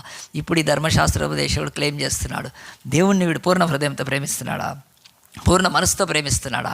పూర్ణ వివేచనతో ప్రేమిస్తున్నాడా? పూర్ణ శక్తితో కాదు. కనుక మనం కూడా ఒప్పుకోవచ్చు. రెండవది, ఇతడు చేసిన రెండవ పొరపాటు ఏంటంటే తన పొరుగు వాడిని కూడా ప్రేమిస్తున్నాను అని చెప్పుకున్నాడు. పొరుగు వాళ్ళు ఎవరు ఈరోజు కదా? పొరుగు వాళ్ళు అంటే నైబర్స్, మన ఇంటి పక్కల వాళ్ళ. బైబిల్ అంటే చెప్పట్లేదు. పొరుగు వాళ్ళు అంటే ఇతడి పొరుగు వాళ్ళు ఏంటో తెలుసా అండి? స్నేహితులు, బంధువులు, శ్రేయభిలాషులు, కొలీగ్స్, ఆ యొక్క ఇంటి దగ్గర ఉండేవాళ్ళు. వీళ్ళంతా కూడా మరి పొరుగు వాళ్ళ. ఈరోజు మనలాంటి దేశాల్లో అలాగనే అనుకుంటున్నారు. పొరుగువారు అంటే ఎవరిని పడితే వాళ్ళని పొరుగువారు అనుకునే స్థితికి రాలేదు ఈరోజు. పొరుగువారు అంటే మన కులస్తుడు, మనోడు మన తాలూకా, మనోడే, మన క్యాస్టే కదా, మన క్యాస్టే అని చెప్పి ఇలాగున కుల మత ప్రాంతీయమైన వాటితో వాళ్ళు పొరుగువారు అనుకుంటున్నాడు. దేవుడు అంటున్నాడు, వీడు అదే పొరపాటు పడ్డాడు. ఎవరు? ఈ యొక్క ధర్మశాల పొరుగువారని చెప్పేసేసి నేను నా పొరుగువారందరినీ ప్రేమిస్తున్నాను, దేవుని ప్రేమిస్తున్నా, పొరుగువారందరినీ ప్రేమిస్తున్నాను. అయినా మాడికి ఒక డౌట్ అంటాడు. మూడో అతను చేసిన మిస్టేక్ అంటే నా పొరుగువాడెవడు అని చెప్పి యేసుప్రభు నా నైబర్ ఎవరు అని చెప్తున్నాడు కదా. ఇప్పుడు మనం ట్రైన్లో పోతున్నాం కదా, పక్కన కూర్చొని ఉంటారు వాళ్ళు. నీ పక్కన ఎవరు కూర్చున్నారంటే చాలా కష్టపడతామా? ఏం కాదు, పక్కన ఎవరు కూర్చున్నారో చెప్పగలుగుతా. అట్లా ఈరోజు భూమి మీద పొరుగు వాళ్ళు ఎవరు అంటే తన దగ్గర పక్కన ఉన్నవాళ్ళని అనుకొని నేను పొరుగువారిని కూడా ప్రేమిస్తున్నానంటే దేవుడు అన్నాడు, కాదు నువ్వు చాలా పొరపాట్లో ఉన్నావు. నువ్వు దేవుణ్ణి ప్రేమిస్తే మంచిదే, కానీ పొరుగువారిని కూడా ప్రేమిస్తే అప్పుడు నువ్వు సంపూర్ణమవుతావని యేసుప్రభు ఒక ఉపమానం చెప్పాడండి. ఈ చిన్న ఉపమానం చెప్పి నేను ముగిస్తాను. ఈ ఉపమానము లేకపోతే ఈ యొక్క కథ బైబిల్లో చెప్పింది స్పష్టంగా ఉంచండి. నీకు పొరుగువారు ఎవరో తెలియట్లేదా కదా అని చెప్పి, ఇప్పుడు మన భారతదేశానికి పొరుగు వాళ్ళు అంటే ఏమవుతారో, ఇటు పాకిస్తాను, ఇటు బంగ్లాదేశ్, అటు శ్రీలంక, అటు పైన చైనా కనుక ఇలాగున మనకు తెలుసు మన పొరుగువారు ఎవరో కానీ. మనకు పొరుగువారు అమెరికా వాళ్ళు కాలేరు కదా, ఆఫ్ఘనిస్తాన్ వాళ్ళు కాలేరు, ఎందుకంటే చాలా దూరం ఉంది ఆ దేశం కనుక.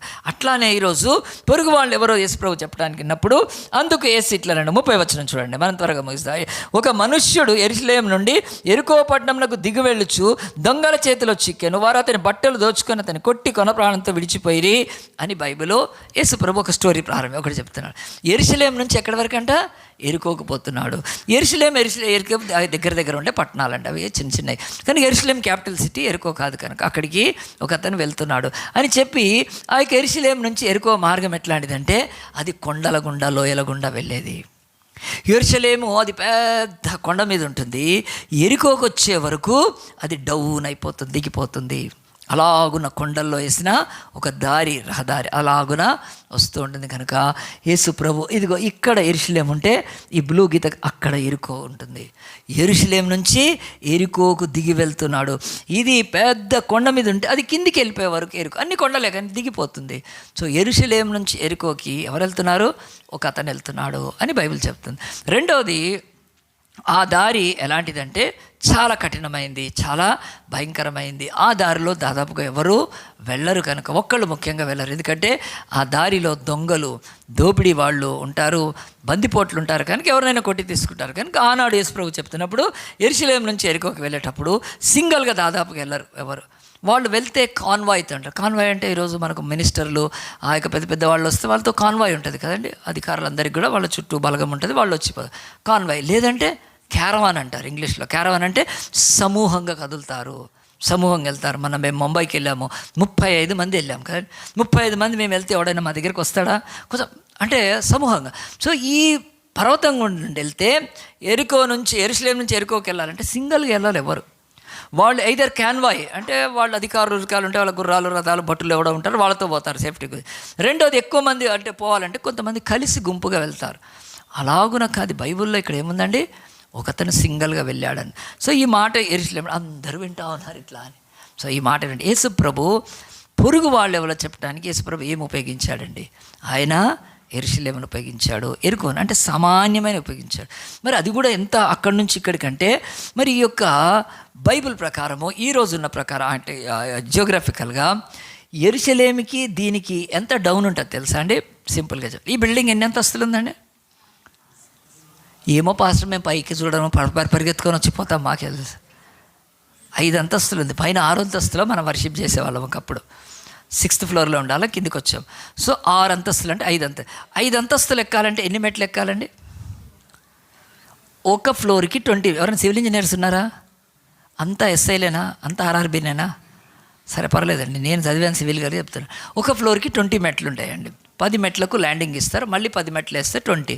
అంటే ఈ యొక్క 10 ఫీట్ని బై 20 చేస్తే అంటే 6 inches. 1 feet is equal to 12 inches కనుక 6 ఇంచెస్కి అది 5 ఇంచ్ ఉండాలి. 6 ఇంచెస్కి ఒక్కొక్క స్టెప్ వేస్తే 20 మెట్లు ఉంటాయి ఒక ఫ్లోర్కి.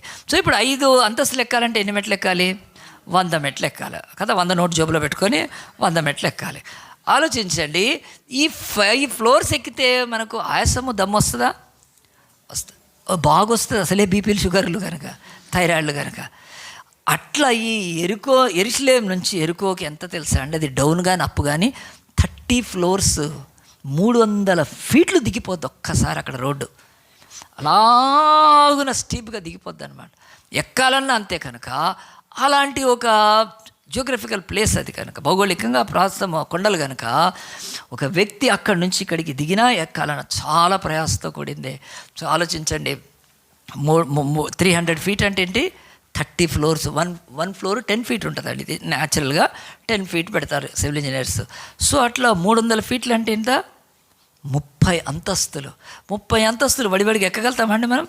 లేదు, ఈరోజు అన్ని లిఫ్ట్లు వచ్చినాయి కనుక ప్రాబ్లం లేదు. అలాగున యెరూషలేము నుంచి ఎరుకోకు దిగినా, ఎరుకో నుంచి యెరూషలేము 300 ఫీట్లు పైకి ఎక్కాలి, లేకుంటే దిగాలి కనుక. అలాగున అతను బయలుదేరాడంటే యేసు ప్రభువు తను వింటున్న శ్రోతలకు కానీ ఆయన చెప్పిన బోధించిన వాళ్ళకు ఎంత మంచిగా చెప్తున్నాడండి యేసు ప్రభు. ఏదైనా సరే సామాన్య ప్రజలకు వాళ్ళకి అర్థమయ్యేటట్టు, అందరికీ అర్థమయ్యేటట్టు ఆయన మనుషుల యొక్క అనుదైన జీవితం అంటారు కదా, దాంట్లో జరిగేవే చెప్పేవాడు. అందుగురించి యేసుప్రభు బోధ ఈరోజు ప్రపంచంలో 3000 భాషల్లో ఉందండి. నేను చిన్నప్పటి నుంచి చదివాను, వినేవాడిని. ఒక తమ్ముడికి బాగాలేదండి. అప్పుడు అన్నేమన్నాడంటే, అరే ఈ తమ్ముడు బాగా కావాలంటే ఇతనికి ఒక లేపనమో లేకపోతే ఒక మూలిక తీసుకొని రావాలి. అప్పుడు వాళ్ళ అసిస్టెంట్ ఉన్నాడు, ఈ మూలిక తీసుకొని రామంటే అతను వెళ్ళిపోయాడు ఎక్కడికో. వెళ్ళిపోయాక ఆ మూలిక మర్చిపోయాక అక్కడ ఆ మూలిక ఉంటే ఇట్లా కాదని చెప్పి ఆ మూలిక తీసుకొస్తేనే బతాడని చెప్పి ఆ కొండని లాగున లేపుకున్నాడు. ఆ కొండని లేపుకొని అలాగున వచ్చేసాడు. ఆ మూలిక తీసుకొచ్చారు, ఆయన ముక్కులో పెట్టారు, అల్లేసాడు. నేను ఎందుకు చెప్తున్నాను, ఎగతాళి కాదండి. మనుషుల విచక్షణకు, ఆలోచనకి, బుద్ధికి, లాజిక్కి ఛాలెంజింగ్గా మాట్లాడతారు కొన్ని మతాలు. సిగ్గుమాలిన ఆ కథలు వింటున్నా కానీ ఎవడు తీసుకొస్తాడండి? పర్వతాన్ని లేపుకొని తీసుకొస్తాడా? అట్లా మనిషి ఎప్పుడు ఆయన చూసామా మనం? యేసుప్రభు చెప్పలేదండి. ఆయన బోధలో ఒక్క చోట మానవుడికి అర్థం కాక ఇదేంటో అనేటట్లేదు. సింపుల్గా చెప్పాడు ఆయన, లాజిక్గా చెప్పాడు, రేషనల్గా చెప్పాడు. కనుక ఈరోజు మహాభారతము, రామాయణం, భగవద్గీత ఏ బుక్ అని తీసుకుని, ఖురాన్ కానీ, జిందావిస్తా కానీ, ఆ యొక్క గురుగ్రంథ్ తీసుకుని, ప్రపంచంలో అన్ని మతాల పుస్తకాలు, త్రిపీఠికలు కదండి బుద్ధిస్టులు చదివే. ఎవడి పుస్తకం ఎందుకు ఇట్లా కాలేదంటే ఇది లాజిక్ కనుక. మనిషి లాజిక్ దొబ్బేటట్టుగా బైబిల్ ప్రకారం చెప్పాలంటే మాట్లాడదు. యేసుప్రభు ఎంత సింపుల్గా, యెరూషలేము అందరికీ తెలుసు, తన ముందు కూర్చున్న వాళ్ళకు. యెరికో అందరికీ తెలుసు, ఆ దారి కూడా అందరికీ తెలుసు. పోతే ఎవడైనా పోతాడని, ఒంటరిగా ఎవడు పోడని. ఎంత మంచి బోధకుడు అండి యేసుప్రభు. బోధను ఈరోజు అరిస్టాటిల్ కానీ పెద్ద పెద్ద తత్వవేత్తలు ఈరోజు కంటారు యేసు బోధ ఎవరు చేయలేరు. మన దేశంలో ఆయనను స్వామి అనకూడదు కానీ వివేకానంద గారు కదా ఎంత పెద్దగా ఎంచబడతారు. ఆయన అన్నాడు, బైబిల్ బోధ కంటే ప్రపంచంలో ఏది లేదు. సింపుల్ భాషలో, మామూలు పరిభాషలో మానవులకు అందించే నిత్య జీవపు మార్గం ఇదే కదా. తన ఎదురుగా కూర్చున్న వాళ్ళకు ఏం చెప్పాడు? యెరూషలేము అందరికీ తెలుసు. ఆ తర్వాత యెరికో అందరికీ తెలుసు, వాళ్ళు తిరుగుతూ ఉంటుంటారు. కనుక అది తీసుకొని దేవుడు చెప్పిన ఈ దీంట్లో గుర్తుపెట్టుకోండి, ఈ లోకంలో, ప్రపంచంలో ఎన్ని మత గ్రంథాలైనా అవి దీని ముందు బేఖాతరు, ఎందుకో పనికిరావండి. కానీ నువ్వు బైబిల్ ఎంతవరకు చదువుతావో, నీ నిత్య జీవపు కృప, నీ యొక్క సమృద్ధి, నీ ఆశీర్వాదం, నీ ఆరోగ్యం అన్నీ దీంట్లో పెట్టాడు. Up to you. నువ్వు కనుక నేను చెప్పేది వినాలి, కానీ నువ్వు కూడా చదువుకోవాలి. కనుక యేసు ప్రభు తర్వాత ఏం చేశాడు? ఒక మనుషుడు వెళ్తుంటే ఏం జరిగిందంటే చూడండి, దిగి వెళ్తూ దొంగల చేతిలో చిక్కాడు కదా. ఆ దారిలో ఒంటరికి వెళ్ళారు. పాపం ఎంత అర్జెంటో ఏం పనో పాపం వెళ్ళాడు. దొంగల చేత వాళ్ళు ఏం చేశారు? వారు అతని బట్టలు దోచుకొని అతన్ని కొట్టి కొన ప్రాణముతో విడిచిపోయారు. ఎంతో మనకు తెలిసి ఇప్పటికి కూడా దొంగలు కొడతారు కదా, కొట్టి అన్ని లాక్కొని వెళ్ళిపోతారు. అలాగునే ఆ దారిలో వెళ్ళకూడదు, వెళ్ళాడు కనుక. అప్పుడు యేసుప్రభు ఏం చేశాడంటే ఆ స్టోరీలో ముందుకు వెళ్తూ చెప్తున్నాడు. గుడ్ సమరిటన్ అనే స్టోరీలో, మంచి సమరిటన్ అతడు ఆ దారి గుండా ఎవరు వచ్చారు? ఫస్ట్ దారి గుండా ఎవరు వచ్చారన్నదండి, ఒక యాజకుడు ఆ త్రోవను వెలుట తటస్థించెను, అతడు అతన్ని చూచి ప్రక్కగా పోయాను. ఒక యాజకుడు అని వచ్చాడు. యాజకుడు అంటే ఎవరండి? మన భాషలో, మన భారతదేశంలో పూజారి లాగా అనమాట. పూజారి ఏం చేస్తాడు? దేవాలయంకి వెళ్తాడు, అర్చన కదా, ఆయన పూజలు చేస్తారు, దీపాలు. అట్లనే యూదుల యొక్క మత సంబంధమైన దేవాలయంలో పనిచేస్తారని యాజకుడు అంటారు, ప్రీస్ట్. సో యాజకుడు అంటే ఆయన యెరికో నుంచి యెరూషలేముకు వెళ్తూ ఉన్నాడు. సో బైబిల్ చెప్తుంది, మరి అతను ఇప్పుడు ఎవరు పడిపోయి ఉన్నారు? ఒకటి దొంగల చేతిలో కొన ప్రాణంతో పడిపోయినాడు. మీరు ఏం చేయాలి? పోయి అయ్యో అని చెప్పి అతను లేవనెత్తాలి, అయ్యో అని చెప్పి సహాయం చేయాలి, ఏదో ఒకటి చేయాలి. కానీ అతడు త్రోవ పక్క నుంచి వెళ్ళిపోయాడు. మన తెలంగాణ భాషలో అంటే అంజాన్ కొట్టుకుంటూ పోయాడని. ఒక్కోసారి మనం కూడా ఎవరన్నా తెలిసిన వాళ్ళు ఉంటే ఏదో ఇట్లా వెళ్ళిపోతారండి కదా, నేను చూడలే అంటారు. దొంగ మొహాలు కాదండి, చూసే అంజాన్ కొట్టిపోతారు. నువ్వు అక్కడ నేను చూడలే, నాకు కనపడలేని అంటారు. అంటే వాంటెడ్గా వాళ్ళతో మాట్లాడకూడదు, వాళ్ళని చూడకూడదు. చూసినట్టు వాళ్ళు ఇట్లా చూడగానే ఏదో ఇట్లా ఇట్లా చూస్తారు, పైకి చూసి మెల్లగా వెళ్ళిపోతారండి.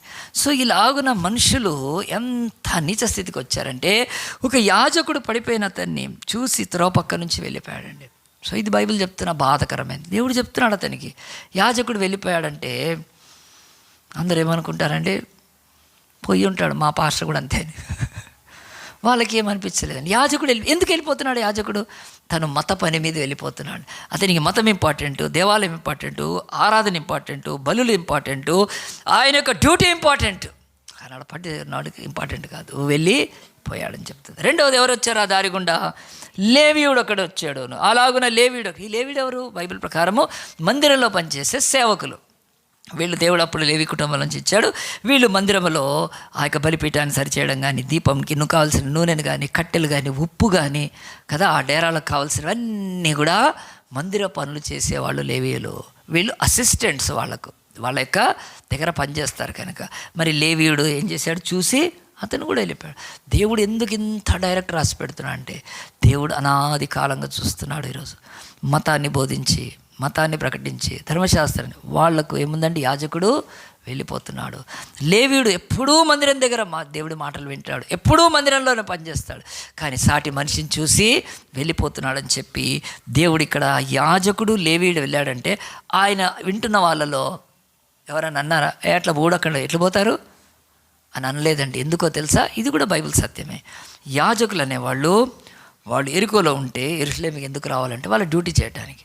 నేను ఒకసారి ఉస్మానియా హాస్పిటల్కి వెళ్ళిన తర్వాత ఒక డాక్టర్తో మాట్లాడడం చాలాసేపు అయింది. మంచోడు, నాకు అప్పుడు తెలిసి అజయ్ నేను వెళ్ళాలి అన్నాడు. ఏందన్నా వెళ్దా అంటే, లేదు అజయ్ ట్రైన్ పోతుందంటే, ఏందన్నా ట్రైన్ అంటున్నావు, ఇప్పుడు ట్రైన్ ఏంటంటే చాయ్ తాదామంటే లేదని చెప్పి వాడిగా వెళ్ళిపోయాడండి. చూస్తే నాకు తెలిసింది ఏంటంటే, అతను హైదరాబాద్లో ఉండేవాడు కదా, ఉస్మానియా హాస్పిటల్లో పనిచేసేవాడు. అతను త్వరగా సికింద్రాబాద్ స్టేషన్కి వెళ్ళాలి, అతను ట్రైన్ క్యాచ్ చేసుకోవాలి, వరంగల్ వెళ్ళిపోవాలి, మళ్ళీ తెల్లారి వరంగల్ నుంచి హైదరాబాద్. ఎన్నో ఏళ్ళు చేశాడండి. ఎందుకంటే అప్పట్లో ఇన్ని హాస్పిటల్స్ లేవు, అతను ట్రాన్స్ఫర్ పెట్టుకోవడానికి పెద్ద హాస్పిటల్ వరంగల్లో లేకపోవచ్చు. ఆయన అప్ అండ్ డౌన్ చేసేవాడు హైదరాబాద్కి. నాకు అది అనిపించింది. కరెక్ట్గా యాజకులు కూడా ఎరుకోలో వాళ్ళు ఉంటారు, ఎందుకంటే యెరూషలేం చాలా కాస్ట్లీ, అక్కడ వాళ్ళు అఫోర్డ్ చేయలేరు, అక్కడ అంత స్థలము లేదు యాజకులు ఉండడానికి. సో వాళ్ళు ఏం చేస్తారంటే ఎరుకోకి వచ్చేసి ఉంటారు. వాళ్ళ ఇల్లు ఎరుకోలో నుంచి లేచి యెరూషలేంకి వెళ్ళి వాళ్ళ యాజకత్వాన్ని అవి చేసుకొని మళ్ళీ బ్యాక్ వచ్చేస్తారు. సో యేసు చెప్తున్నప్పుడు అందరికీ అర్థమైంది, అవును యాజకులు రెగ్యులర్గా వస్తూ ఉంటారు, వెళ్ళిపోతారు. కరెక్ట్ చెప్తున్నాడు యేసు ప్రభు, ఏమి కూడా కల్పించలేదు. రెండవది లేవీయులు కూడా, వాళ్ళు ఇంకా తక్కువ జీతగాళ్ళు కనుక వాళ్ళు కూడా యెరూషలేంలో ఉండలేరు, దే కాంట్ అఫోర్డ్. కనుక వాళ్ళు కూడా ఎరుకో నుంచి యెరూషలేంకి వెళ్తూ ఉంటారు, వస్తుంటారంటే దేవుడు ఏమీ కల్పితం చెప్పలేదండి. వాళ్ళ కళ్ళు ఎదురుగా ఆనాడు ఎవరు విన్నారో వాళ్ళందరూ వింటున్నారు. కనుక విన్నాక మనల్ని కూడా దేవుడు మాట్లాడుతున్నాడు. ఈరోజు యాజకుడు లేవీయుడు వెళ్ళిపోయినాక వీళ్ళందరూ వింటున్నారు. తర్వాత ఏమైంటుందబ్బా కదా, యేసుప్రభు మంచి స్టోరీ చెప్పాడు. మన దగ్గర కూడా బాగా చూస్తూ ఉంటారు సీరియల్లో. నెక్స్ట్ ఏమవుతుంది, నెక్స్ట్ అత్త కోడలు నేసేస్తా, లేకుంటే కోడలు అల్లు నేసేస్తా, బాగా చూస్తారు కదా సీరియల్, మంచిగా చూస్తారు కదా. అట్లనే యేసుప్రభు చెప్పిన అమ్మని కథల్లో వాళ్ళందరూ ఆలోచిస్తున్నాడు. యాజకుడు వెళ్ళిపోయాడు కదా, లేవీయుడు కూడా ఇంకెవరు వస్తారు ఇప్పుడు కదా. మరి యేసుప్రభు ఎవరి గురించి చెప్తాడు, యాజకులు లేవీయులు అంటే యూదులే కనుక వాళ్ళందరూ ఎక్స్పెక్ట్ చేస్తూ ఉన్నారు యేసుప్రభు ఏం చెప్తాడని. యేసుప్రభు యాజకుడు లేవీయుడు ఎందుకు తీసుకున్నాడండి? ఆ దారి గుండా రైతులు వెళ్ళరా, సైనికుడు వెళ్ళడా, వ్యాపారి వెళ్ళడా, వీళ్ళందరూ వెళ్తారు. కానీ యాజకుడు లేవీయుడు అంటే దేవుడు ఘంటాపదంగా ఈ భూమి మీద ఆయన గుండెలోని వేదనను ఆయన చెప్తున్నాడు. అదేమిటంటే ఈరోజు యాజకులు మతానికి సూచన అండి. ప్రతి మతం ఈరోజు మానవుడి యొక్క దీన స్థితిని పట్టించుకోకుండా వెళ్ళిపోతున్నారు. ఏమన్నారు, వాడి కర్మ వాడు చస్తాడు, నాకేంటి, వాడి కర్మ ఈ జన్మలోనో మరు జన్మలోనో ఏ జన్మలో వాడి కర్మ వాడు చస్తున్నాడు అని చెప్పి ఈరోజు మతాలన్నీ వెళ్ళిపోతున్నాయండి. అందు గురించే యాజకుడని వాడాడు యూదులు. రెండవది లేవీయుడు అన్నాడు. లేవీయుడు ఎవరంటే ఇది సమాజం కనుక సమాజానికి సూచనగా ఉన్నారు. సమాజం కూడా అంటుంది వాళ్ళ గతి ఏందో అండి మనకెందుకండి అని చెప్పి ఎవ్వడూ పట్టించుకోవట్లేదు సమాజము. కనుక యేసు ప్రభువు చెప్తున్నది ఈ రోజు వరకు సత్యమే. యాజకుడికి ఈరోజు మతాలన్నీ కూడా ఉన్నాయి. అది హిందూయిజం కానీ, ఇస్లాం కానీ, బుద్ధిజం కానీ, జైనిజం కానీ, జొరాస్ట్రియన్ కానీ, ఇంకెన్నో మతాలు ఏవైనా ఏమంటున్నాయి, బాబు నీ కర్మ నువ్వు సావు అంతే.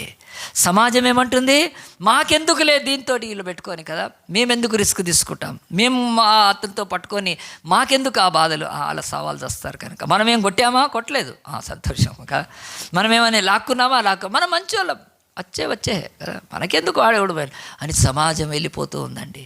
దేవుడు అన్నాడు ఈ లోక మతాలు సమాజం వెళ్ళిపోతుంది. అప్పుడు యేసుప్రభు వాళ్ళందరూ చూస్తున్నారు. ఎవరి గురించి చెప్తారంటే యేసుప్రభు వాళ్ళకు షాక్ ఇచ్చాడండి. ఆ రోజు ఈ రోజు వరకు షాక్ యేసుప్రభు దేశాలకి.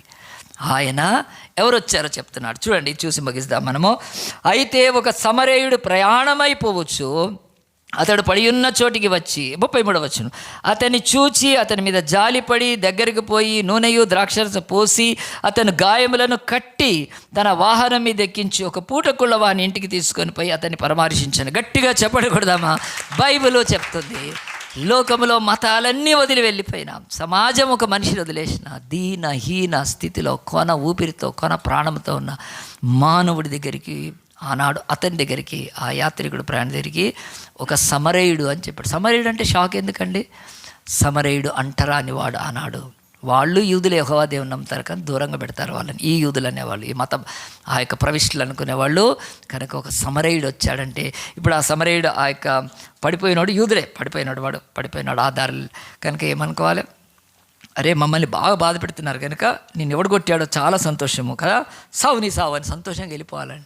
అంటే మన శత్రువులు, లేకపోతే మనల్ని వ్యతిరేకించేవాళ్ళు, మనల్ని విమర్శించేవాళ్ళు, మనల్ని దూషించేవాళ్ళు, మనమంటే పడని వాళ్ళు, గిట్టని వాళ్ళు, వాళ్ళకి ఏమన్నా అయితే కదా హ్యాపీగా కదండి. చాలామంది వాళ్ళ కొడుకు పాస్ అయితే కదా, వేరే వాళ్ళు ఫెయిల్ అయితే సంతోషిస్తారు. అదేంటో అది అట్లా ఉంటుంది కదండి. అలాగున ఇప్పుడు ఈ సమరయుడు కూడా మంచిలేదు, మీకు అంతే కావాలరా యూదులకు అని వెళ్ళిపోయాడా? వెళ్ళలేదండి.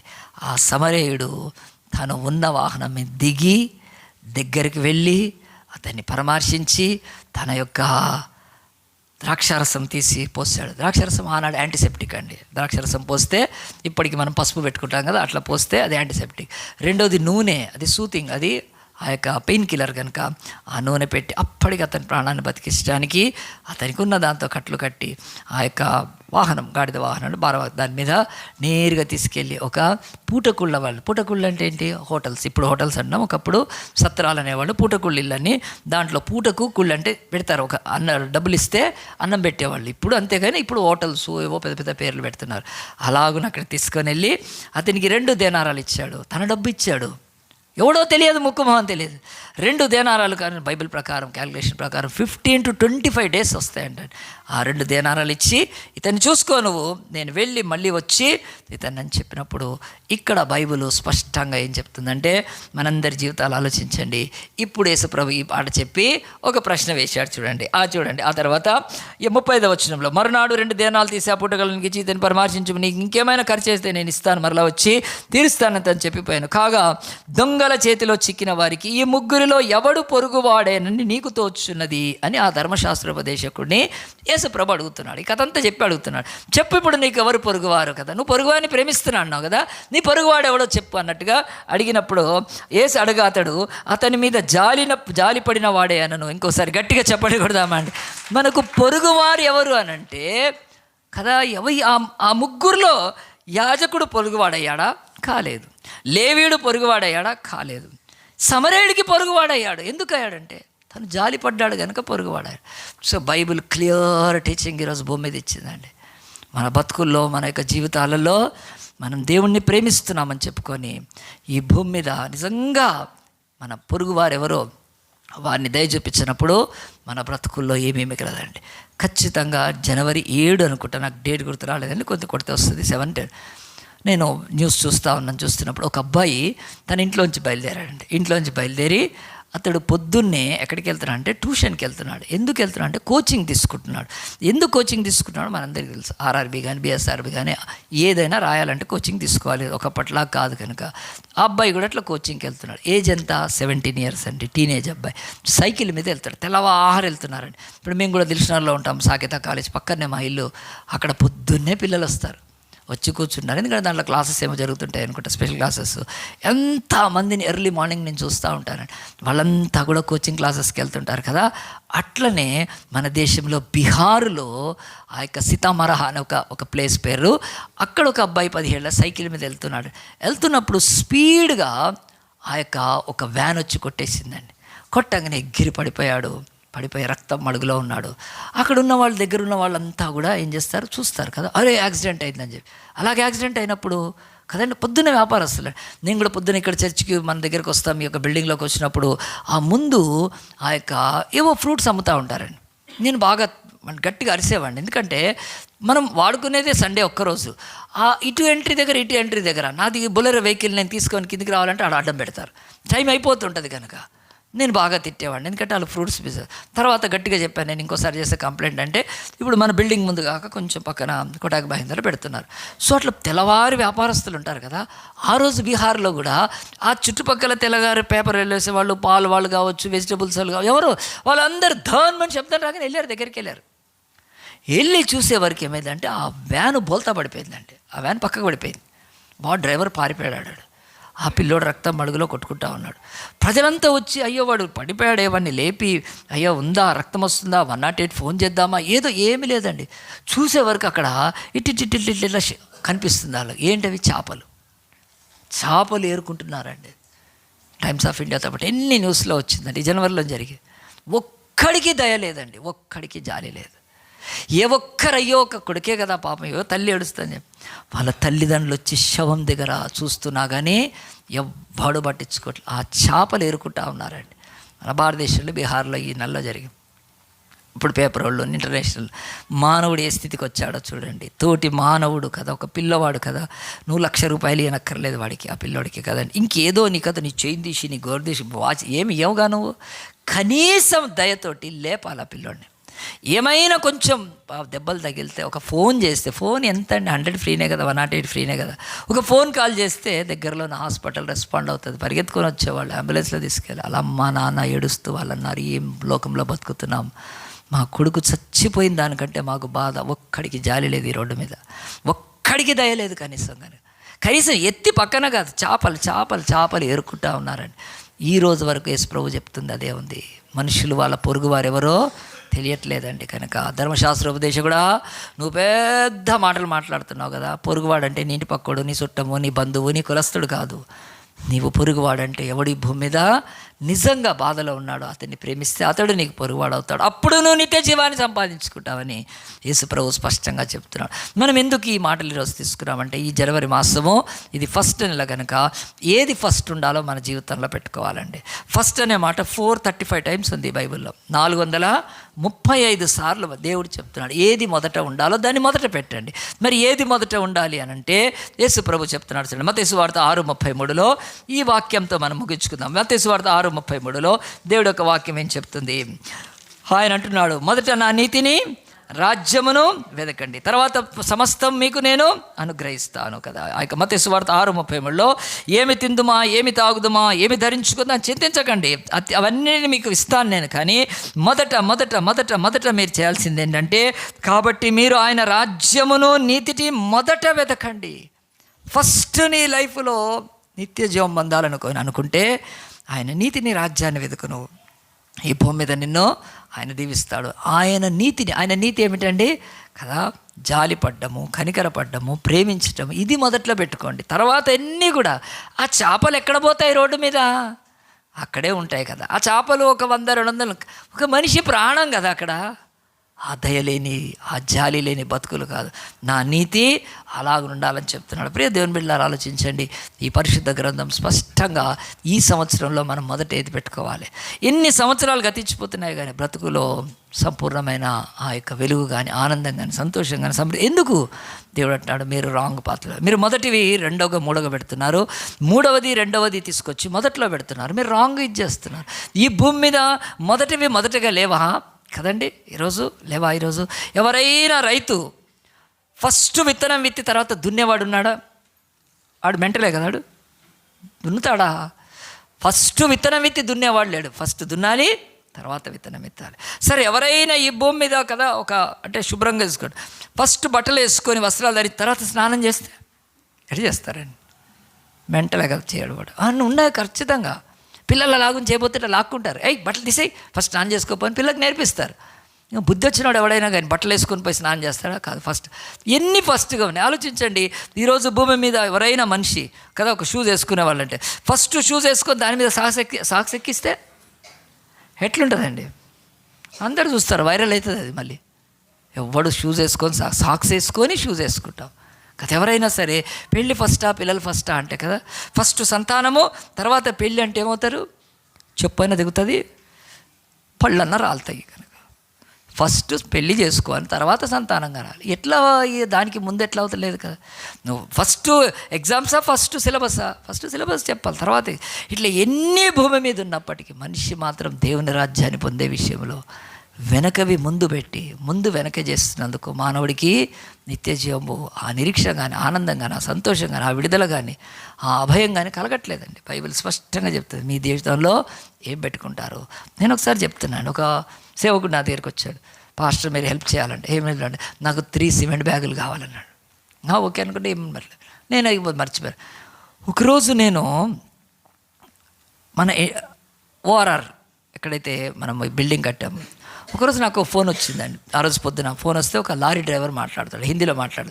క్యా సాబ్ तुम्हारा ये సిమెంట్ డెలివరీ करना है, तुम्हारे गली हमारा ये ट्रक आता क्या అని అడిగాడు. అంటే మీ బిల్డింగ్ కన్స్ట్రక్షన్ దగ్గరికి మా లారీ వస్తుందా అని అడిగాడు. కైకు బోలరా అంటే అది 22 టైర్ల లారీ అని, పెద్దది ట్రైలర్ కనుక. అది వస్తుందా అంటే నన్ను ఆరామ్సే ఆతే అని చెప్పా. తుమారా 10 ఆతా హమారా దేఖో ఇదర్ హై అని చెప్పి లొకేషన్ పెట్టా. వాడు అప్పుడు నెమ్మదిగా అయిపోయి, ఎందుకంటే సందుల్లోకి అంత పెద్ద పెద్ద వెహికల్స్ వస్తే చాలా కష్టం. మనది అక్కడ ఓపెన్ మొత్తం కనుక. వచ్చిందండి, నేను చెప్తే లొకేషన్ పెడితే వచ్చేసాడు. డైరెక్ట్ ఫ్యాక్టరీ నుంచి సిమెంట్ తెప్పించాం. 535 బ్యాగ్స్ సిమెంట్ బ్యాగ్స్ అవి దించుతూ ఉన్నారండి. దించుతూ ఉంటే నేను వెళ్ళి మోకాళ్ళనికి ప్రార్థన, దేవా ఒకప్పుడు 2-3 బ్యాగుల సిమెంట్ గురించి నేను ఎంత బాధపడేవాడిని. కానీ ఆ రోజు మన యొక్క శిరీష కానీ, ఆ యొక్క రాణి కానీ, ఆ తర్వాత లక్ష్మి కానీ, మహేందర్ కానీ, ప్రవీణ్ కానీ చాలా హెల్ప్ చేసేవాళ్ళండి. కరుణ కూడా చేసేవాళ్ళు. అలాగునవన్నీ లెక్క పెట్టినప్పుడు నేను ప్రార్థన చేస్తుంటే నాకు ఒకటి రికాల్ అయింది. ఏమిటంటే కరెక్ట్గా ఒక 25 ఇయర్స్ బ్యాక్ చెప్పాను, ఒక పాస్టర్ వచ్చి అడిగాడు, 3 సిమెంట్ బ్యాగ్స్ అడిగాడు, చేయండి హెల్ప్ చేయండి. నన్ను ఎట్లా బ్రదర్, నా పెట్రోల్కే 25 రూపాయలు లేవు ఆ రోజు. కానీ అప్పుడు సిమెంట్ 60 రూపీస్ 80 రూపీస్ ఉండేది. అస్సలు వీలు పడదు అసలు. అలాంటి స్థితిలో నేను ఏం చేశానంటే, నేను ఆయన దగ్గరికి వెళ్ళానండి ఒకరోజు. అంటే వెళ్ళినప్పుడు వాళ్ళ పాప క్యాంగో కొడుతున్నప్పుడు చూశాను. వాళ్ళ పాస్టర్ మొత్తం మంచి టీ ఇచ్చారు. అప్పుడు నాకు అర్థమైంది ఏంటంటే, వాళ్ళు స్త్రీలై ఉండి వాళ్ళ యొక్క చిన్న ఆ సేవ మందిరం దగ్గర కట్టుకున్న దగ్గర వాష్రూమ్ లేదు, టాయిలెట్ లేదండి. సో వీళ్ళు ఆడవాళ్ళు పాపం ఎక్కడికో పోవాలి కనుక ఒక చిన్న బాత్రూమ్ కట్టుకోవడానికి 3 బ్యాగ్స్ సిమెంట్ తక్కువ అయిపోతుందండి కట్టడానికి కనుక, ప్లాస్టింగ్ కూడా చేసుకుంటే. నేను అప్పుడు వెంటనే ఆలోచించాను, నాకున్న 180 రూపీస్ 3 సిమెంట్ బ్యాగ్స్ ఇచ్చానండి. అంతేనండి నేను చెప్తున్నాను. ఈరోజు ఒక 2-3 ఏళ్ల క్రితము 535 లారీల సిమెంట్ దేవుడు నాకు ఇచ్చాడు. ఎప్పుడు కూడా జయపడితే ఎవ్వరికీ జాలి చూపిస్తే వ్యర్థం కాలేదని నా బ్రతుకులో నేను చెప్తున్నాను. ఎంత మంచి దేవుడు ఆ దేవుడు ఆయన. సో దేవుడు అంటాడు, నేను దేవుని నామాన్ని, నేను ఒకవేళ ఆ పాస్టర్ కూడా ఎంత బాగా గుర్తుపెట్టాను, అరే అజయ్ పాల్ నాకు ఎంత మంచి హెల్ప్ చేశాడు కదా. నా పరిస్థితి అప్పుడు నాకు ఒక సిమెంట్ బ్యాగ్ నా చేతి కాదు నాకు, కానీ నేను 3 సిమెంట్ బ్యాగ్స్ ఇచ్చానండి, నాకు కొని ఇచ్చాను. ఎందుకంటే చూశాను, అయ్యో పాప మా అమ్మాయి కదా, మరి అందులో పెరిగింది అమ్మాయి, పెద్దగా కదా, కొంచెం కాలేజ్ అవుతుంది, డిగ్రీ చేస్తుంది, చర్చిలో కాంగోస్ కొట్టేది వాళ్ళ చర్చిలో. నేను అనుకున్నప్పుడు ఆలోచించండి, ఈరోజు ఒక మంచి సమరుడి యొక్క ద్రాక్షారసం అది ఎంత విలువైంది పోయే ప్రాణానికి. ఒక మంచి సమరుడి యొక్క నూనె, అది ఇంతే నూనె కదా, ఎంత విలువైంది సమయానికి. ఒక మంచి సమరుడి యొక్క ఆ సహాయము ఒక ప్రాణాన్ని కాపాడుతుంది. మనుషులకు లేదండి చాలా మటుకు. దేవుడు అంటాడు, ఈ సంవత్సరంలో నీ బ్రతుకులో మొదట ఏముండాలి. మీకా గ్రంథము 6-8 చదివి ప్రార్థన చేసుకుందామండి. మీకా గ్రంథం తీయండి, కొంచెం మత్తయి సువార్త నుంచి వెనకకి రండి, ఊరికే దొరుకుతుంది. మీకా పాత నిబంధనలో 766 పేజ్ నెంబర్ మీకా గ్రంథంలో దేవుడి యొక్క వాక్యం చెప్తుంది. 6వ అధ్యాయం దేవుడు ఆయన చెప్తున్నాడు, బిడ్డలారా మీరు వినండి, మీకు నేనేం కోరుతున్నాను మీ నుంచి అని. మీకా గ్రంథం 6వ అధ్యాయము 8వ వచనము, మనుష్యుడా ఏది ఉత్తమమో అది నీకు తెలియజేయబడి ఉన్నది. న్యాయముగా నడుచుకుంటాయు, కనికరమును ప్రేమించుటయు, దీన మనసు కలిగి నీ దేవుని ఎదురు ప్రవర్తించేయు, ఇంతే కదా. నేను అడుగుతున్నాను, ఏది మొదట్లో పెట్టుకోను? కనికరాన్ని, న్యాయాన్ని పెట్టుకో, నువ్వు నీ బ్రతుకు వర్ధిల్లుతుందని చెప్పి ఆఖరి రిఫరెన్స్గా మత్తయి సువార్త 23 చూద్దాము. ఈ యొక్క శాస్త్రులు అనేవాళ్ళు, పరిశీలన అనేవాళ్ళు ఎప్పుడు కూడా వాళ్ళు మతానుసారంగా వాళ్ళు ఎక్కువగా ఎగ్జిబిషనిజం ఉండేది వాళ్ళు కనుక ఈరోజు ఆలోచించండి, ఈరోజు నేను పాస్టర్ని కదండి, మరి నేను ఒక ఎర్ర గౌన్ వేసుకొని వస్తే, నేను ఒక పింక్ గౌన్ వేసుకొని వస్తే, నేను ఒక లావెండర్, ఇవన్నీ దొరుకుతున్నాయి ఈరోజు. ఈ మతానుసారమైన సంఘాల్లోకి మీరు వెళ్ళండి, అక్కడ పాస్టర్ ఏమో వేసుకొని ఉంటాడు, ఫాదర్ పైనుంచి ఒక డ్రెస్ వేసుకొని ఉంటాడు ఫాదర్ కనుక, ఆయన నడుముకి ఏదో కట్టుకొని ఉంటాడు. ఈ రోమన్ క్యాథలిక్ దిక్కులోని అయితే కిరీటాలు కూడా ఏదో పెట్టుకుంటారు, ఏదో పట్టుకుంటారు, అట్లనే నరకానికి పోతున్నారు. ఏమిటండి అవన్నీ వేసుకుంటే, అంటే బాహ్య వేష్యము కదండి. ఇప్పుడు పాపం హైందవుల్లో ఉన్నారంటే పూజారి ఎట్లుండాలో వాళ్ళకు ఒక ఉంది కనుక, ఆయన జెండం వేసుకోవాలి, అది కట్టుకోవాలి, పిలక పెట్టుకోవాలి, నామం పెట్టుకోవాలి. ఇక మసీదులోకి వెళ్తే ఆయనకు గడ్డం ఉండాలి, ఆయనకు టోపీ ఉండాలి కదా, ఆయనకు షెర్వానీ ఉండాలి కదా, అందరిలో పరేషాని ఉండాలి. ఏమన్నా కానివ్వండి, క్రైస్తవ సేవకుడికి ఏదీ లేదు. దయను జాలిని కప్పుకొని బతకాలి సేవకులం మనం అందరం అంతే. కాదు లోకం యొక్క వేషాలు అక్కర్లేదు ఈరోజు. ఈరోజు డినామినేషన్ సిఎస్ఐ మెథడిస్ట్ వీటిలన్నిట్లలో పెద్ద నిలువు బట్టలు వేసుకొని పైనుంచి చక్క మెరిసిపోతూ ఫాదర్లు అనేది పట్టుకొని దేవుడు అన్నాడు, ఇంకా మీరు చేయొద్దు, ఇక ఈ నాటకాలు చేయొద్దు మీరు. నేను చెప్పలేదు డ్రెస్ లేదు, పాత నిబంధనలు యాజకుడికి డ్రెస్ ఉండింది, నేను తీసేశాను. నా కుమారుణ్ణి చూడండి, ఆయన ఒంటి మీద ఒక్క బట్ట లేదు. సిలువలో యేసుప్రభుకి ఏమున్నాయండి? ఏమీ లేవండి. He was stone like anything. చీల్చేశారు ఆయన. ఇంకా బట్టలు ఏంటి? దయను కప్పుకోండి, జాలిని కప్పుకోండి, మీరు వాటితో బతకండి. సో పాస్టర్గా నేను ఇప్పుడు అన్నీ ఏమైనా వేసుకుంటానా? వేసుకోనండి. మరి ఆ పాస్టర్ని ఎందుకు అట్లా విమర్శిస్తున్నాను? ఇకనైనా తెలుసుకోమని చెప్తున్నాను. అందు గురించి యేసుప్రభు వాళ్ళని ఎద్దువ చేశాడు, యేసుప్రభు వాళ్ళను విమర్శించాడు, యేసుప్రభు వాళ్ళని వ్యతిరేకించాడు, యేసుప్రభు వాళ్ళని ఖండించాడు. కనుక అది తట్టుకోలేక యేసుప్రభుని చంపేశారు ఆ రోజు. అయ్యో శాస్త్రులారా, పరిసయ్యులారా, వేషధారులారా అని చెప్పి అనే కదా ఆయన సిలువేసేశారు. మాట్లాడే కదా మరి ప్రవీణ్ పగడాలను చంపి పారేశారు. ఇట్స్ న్యాచురల్, భూమి మీద జరుగుతుంది. నీతిని సహించలేరు కనుక చూడండి, మనం ప్రార్థన చేయాలి. ఆ యొక్క మత్తయి సువార్త 23:23లో ఇలాగుంటుంది. కనుక దేవుడు, అయ్యో వేషధారులైన శాస్త్రులారా, పరిసయ్యులారా, మీరు పుదీనాలో, సోపులో, జీలకర్రలో 10వ వంతు చెల్లిస్తుంటారు, కానీ ధర్మశాస్త్రంలో ప్రధానమైనవి అంటే మొదట ఉండవలసినవి ఏంటో తెలుసా? న్యాయము. మీరు న్యాయంగా ప్రవర్తించరు. కనికరం, మీకు కనికరం, దయ ఉండదు. విశ్వాసం, దేవుని ఏమీ నమ్మరు, మీరు విడిచిపెట్టి తిరిగి అని యేసు ప్రభు బాహాటంగా గద్దించాడండి. ఎందుకు గద్దించాడంటే ఆయన మనుషులు మారాలని గద్దించాడు. కనుక మనందరం ఒక ప్రశ్న వేసుకుందామండి. ఈ నెల జనవరి 1 అయిపోయింది, ఇక నెక్స్ట్ ఫిబ్రవరి వచ్చేస్తుంది, 2వ నెల, 3వ నెల. కానీ మొదటి నెల అంటే బైబిల్లో మొదట ఏమున్నాయో వాటిని మొదట పెడితే దేవుడు నిన్ను ఆశీర్వదిస్తాడు, దేవుడు నిన్ను దీవిస్తాడు. కనుక తన మొదటి కుమారుడు, జ్యేష్ఠ కుమారుడు నీ కొరకు నా కొరకు ఆయన సిలువలో ఇచ్చాడు కదా. ఆయన ఎంతగా మానవుని ప్రేమిస్తున్నాడంటే మొదటి స్థానము మానవులకు తన కుమారుడిని ఇచ్చి రుజువుపరుచుకున్నాడు. ఎంత ఈ రోజు వరకు కూడా మొదటిది అనేది ఎంతోమంది నా దగ్గరికి వచ్చి, పాస్టర్ ఈ మామిడికాయ తీసుకో, ఎందుకు అని అంటే మా చెట్టుకి ఫస్ట్ వచ్చింది మామిడికాయని ఇస్తారండి. అబ్బా నాకు ఎంత సంతోషం అండి. వాళ్ళు అంటే ఒక చిన్న ఫలములో కానీ మామిడికాయ ఇచ్చి వాళ్ళ జీవితాల్లో మరి దేవుడి కనికరం అలాగుందా? మనం విమర్శింపబడకూడదు. న్యాయము, కనికరము కదా, ధర్మం, అవి మన జీవితాల్లో మొదటగా పెడితే ఈ భూమి మీద ఎన్నో రెట్లు దీవించబడతాం. కనుక అందరం తల వంచి దేవుని సన్నిధిలో మనం ప్రార్థన చేసుకుందాం. దేవా, ఈరోజు మొదటిగా మా జీవితాల్లో ఏది మొదలు అని అంటే ఇది లాస్ట్ ఫైనల్ మెసేజ్. కనుక దేవుడు చెప్తున్నాడు, నీ జీవితాలలో ఇదిగో జాలి, కనికరము, దయ. నీ పొరుగువాడు ఎవడు అనంటే ఆ యొక్క లాస్ట్ మాట మీరు తల వంచిన రాసుకోండి, చెప్తున్నాను. హూ ఈజ్ నైబర్ అని అడిగితే యేసుప్రభు అతనికి ఏం చెప్పాడు తెలుసా? Don't ask who is your neighbour, but who can you be a neighbour, whom you can be neighbour. తెలుగులో మంచి చెప్తాను. నీ పొరుగువాడెవడు కాదు, నేను ఎవనికి పొరుగువానిగా ఉండగలుగుతాను. యాజకుడు పొరుగువాడు కాలేకపోయాడండి, లేవీయుడు కాలేకపోయాడు, కానీ ఒక సమరయుడు, అంటరాని వాడని చెప్తున్నవాడు పొరుగువాడు.